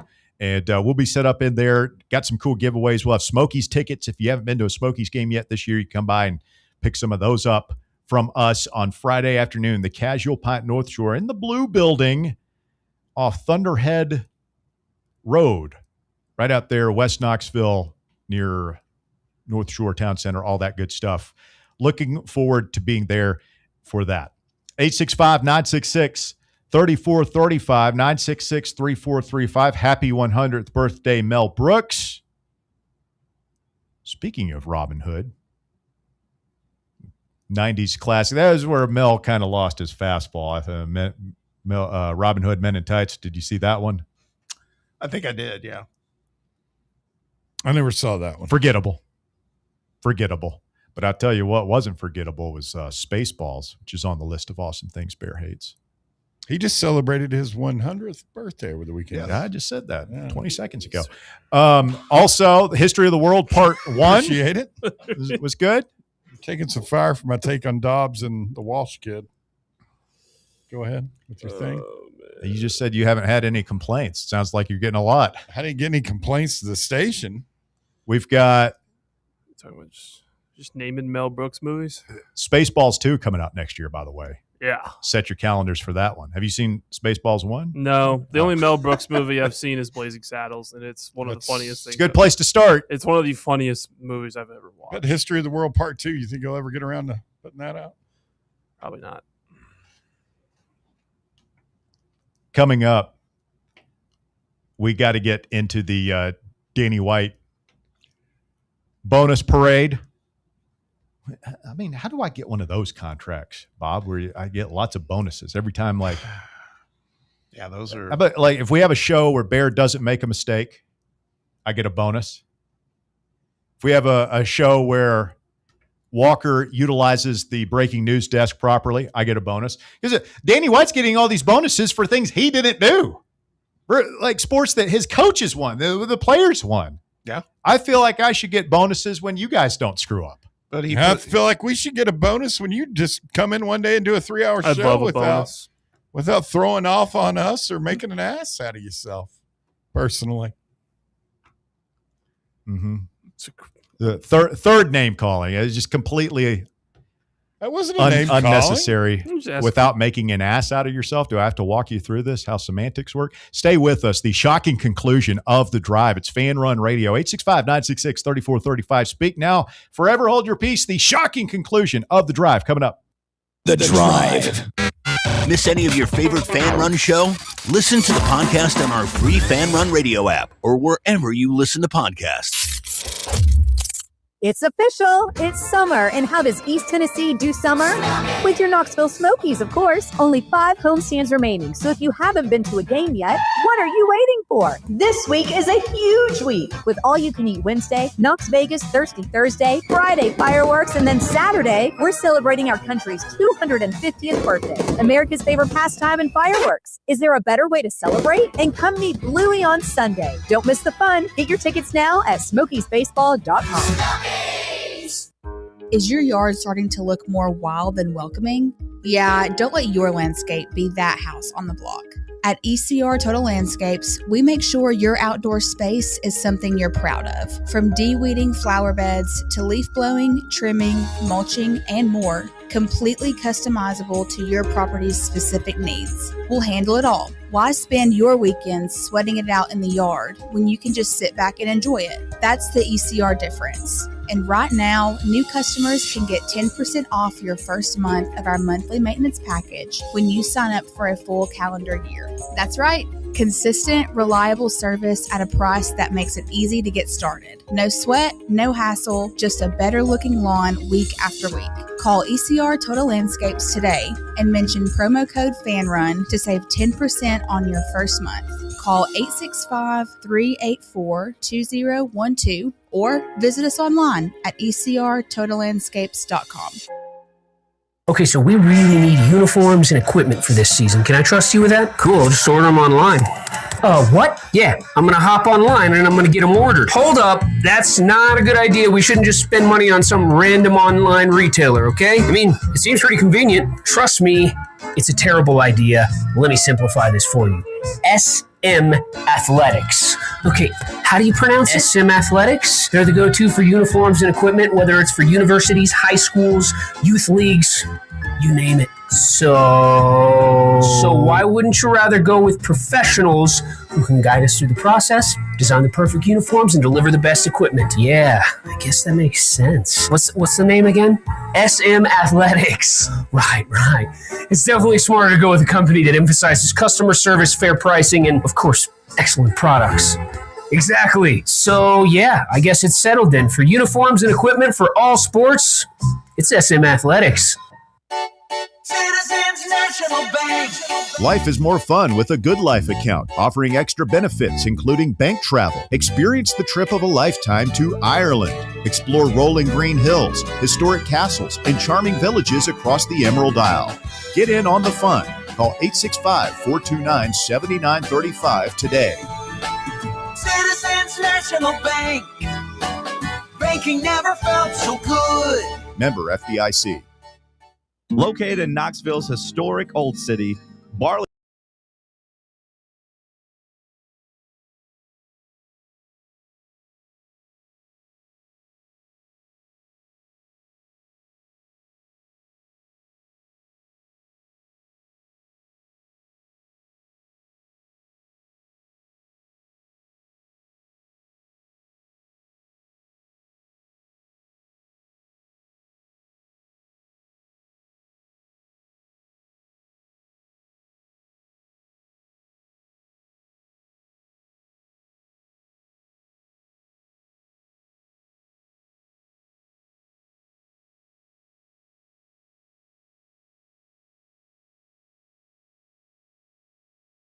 Structure. He has raked in over $500,000 in bonuses this year. $577,500 in annual bonuses for Danny White. That's ridiculous. I mean, that's almost as much as Bob's deal here at the station. It's close for a single year. It's close. Music City Bowl appearance, Lady Vols making the NCAA tournament. These are like, the fact that these are bonus eligible is crazy. Men's basketball in the Elite Eight, sure, that's good. SEC titles in rowing and women's golf. And I mean, come on, man. You're offended at the lavishness, the exorbitant raises that are written into Danny White's contract. There's certainly people have, what you call stretch goals basically in your incentive plan. Man, you just think the floor should be a lot higher to hit these bonuses. Or the fact of the matter is maybe not every single item is bonus eligible. I mean, come on, man. I mean, that's the part I'm struggling with. He gets paid a ton of money to begin with. Well, years ago, he got the rollover deal, right? Where every year he Contract gets for life. Yeah, he basically, like, there's no set. He just gets a year added to his deal every year. And, when he first got here, our athletics department was Chernobyl, right? I mean, football it was done. Yeah. The patient had bled out. Basketball was going well, I guess, because of Rick Barnes, and baseball was just starting to turn the corner under Tony Vitello. We didn't realize what it was going to become. But he got here and got our football program going pretty quick. And so that, like, he gets a lot of credit for that. And you can argue about, well, Heupel wasn't his first choice, whatever. He hired Josh Heupel at the end of the day, so he gets a lot of credit for football becoming more relevant under his watch. Certainly, basketball has thrived. Baseball exploded and it continues to do well. We'll see what happens with the women's basketball program. But the reason he was given that rollover deal is because, I guess at the time, like, you were afraid he was going to leave, right? I guess, I think this is a good time to roll in. He always talks about everything school and yada, yada. Learfield Directors Cup standings, the final ones came out for the top 50 everything schools of 2026. Where do you think Tennessee landed in those rankings? The everything school ranking? This year? Yeah. Top 10? Nah. Nope. Top 20? Yes. Yeah, I'd say probably somewhere between like 14 to 17, somewhere in there. 15. And this is what I'm That's getting. pretty good. It's pretty good. They're counting this. Just bonuses at every turn is the part that. Well, and you get credit for, I think we won SEC championships in women's golf and rowing. Yeah.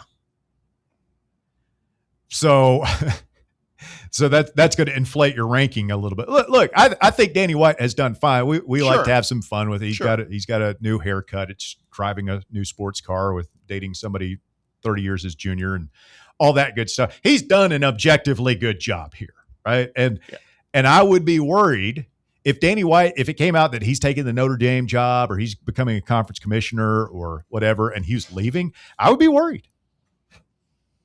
Yeah. Not that we can't do as well or even better, but just given our history, the last time we had an athletics director who wasn't universally liked but was successful, Doug Dickey, and he left, we went through the turnstile, man. We had 3 or 4 ADs here who were not successful, were not good at their jobs, did not have football success, including a football coach in Philip Fulmer. So that is obviously a hard job to get right. So I would be worried if he left. I'm not, I mean, the money thing is just, it's out of control in college sports, has been out of control. Doesn't look like it's going to come under control anytime soon. I'm not that terribly concerned about it. I do get the optics. In a day and age when it's a struggle to put gas in the tank, it's a struggle to buy a house. It's certainly a struggle just to take your family to a ball game. If you want to go see Tennessee play Furman this year, that's going to be an expensive ticket. So I get that there are a lot of people who will see that headline, $577,000 in annual bonuses this year for Danny White, and be like, my God, that's gross, man. When I can't even take my son to go see the Vols play Kennesaw this year, and that guy's making $500,000 when we ain't won jack squat, by the way, in a sport that matters. Yeah, I get that. I get the frustration, Bob. And to your point earlier, if he leaves, he's going to leave. That'll happen. I don't think it's this year or next year, but this guy's got bigger ambition than what he's doing here. Do you think he sticks around to see the completion of the Danny District? That's a good question. Depends on that Notre Dame job. Well, their athletics director is pretty new, isn't he? I don't even think – I think it's going to be something else. I think it's going to be a conference commissioner or part of whatever this college sports of tomorrow thing is going to be. He might be positioning himself to be the head of a players union if they establish one. Yeah. As much as he talks about collective bargaining.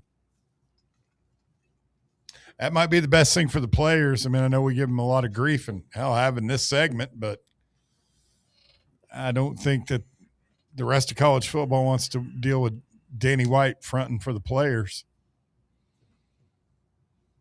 Yeah. I mean, he'll squeeze every dime, dollar, dinero, shekel. He's squeezed every dime he can out of this apparel deal. Tennessee, not the only team switching uniform brands this week. Of course, we're moving from Nike to Adidas. Is tomorrow the last day of Nike? I guess. I mean, it's the end of the month. So Pour one out. Pour one out for the swoosh tomorrow. Rip. Also tomorrow, Georgia Tech going from Adidas to Under Armour. I didn't even know Under Armour was still in acquiring brands. Penn State also going from Nike to Adidas. We'll make this journey with Penn State. South Carolina goes from Under Armour to Nike. And then next year, Utah is going from Under Armour to Adidas. So Adidas picking up Penn State, us, and Utah in the next 2 years. Wasn't there some chatter about LSU, USC, a couple of other somebody else from the a Midwest school went up with the Nike with Adidas, didn't they? I don't know. I'm not sure. There were rumors that both those two in particular were going to go. The one that stuns me is Penn State because they've been a Nike school since all the shoe money stuff started with Paterno. They released a graphic today thanking Nike for 33 years. A great 33 years with Nike. How long are we even with Nike? A decade? 11? 10 years? I think. Man. This time? I thought it was 15 it came in, so 11 years. So what was it? It was like the early 90s we were with them. Because I've still got a sweatshirt buried deep in a drawer. It's a Nike Tennessee sweatshirt. Yeah, I don't know what the apparel deals were like back then. I just remember it was a big deal when we went to Adidas in 96, I want to say. It was like 97. Maybe it was 96. I remember that being a pretty big story, but there's more money involved and just more apparel is sold nowadays. I was looking at some pictures of sporting events at like Thompson Bowling Arena from the 1980s. Mm-hmm. And the thing that jumps out to me, and even like go look at old films of UT football from the early 80s and 70s, people didn't wear orange to the game. No, and if they did, it was no two people had the same shade on back then. Some people did, but most people just wore whatever. Jeans and a like flannel shirt or something to go see a football game. Yeah. So that's something that the schools have done a really good job of leveraging these agreements with. Is like, hey, you can't go to a game without wearing the shirt. Unless you're giving them out for free. Oh, yes, I can.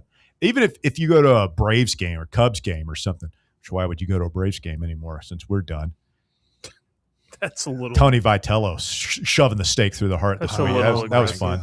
What was you guys get swept? 2 out of 3? What was 2 out of 3? 2 out of 3. Tony has won 3 out of 4 games against the Braves so far this year. That's a lot of fun. But anyway, what was I saying? Oh yeah, the schools have done a good job of leveraging more money out of these brands, saying, "Hey, if you pay us money and become our official sponsor and apparel provider, then all our fans are going to buy your stuff."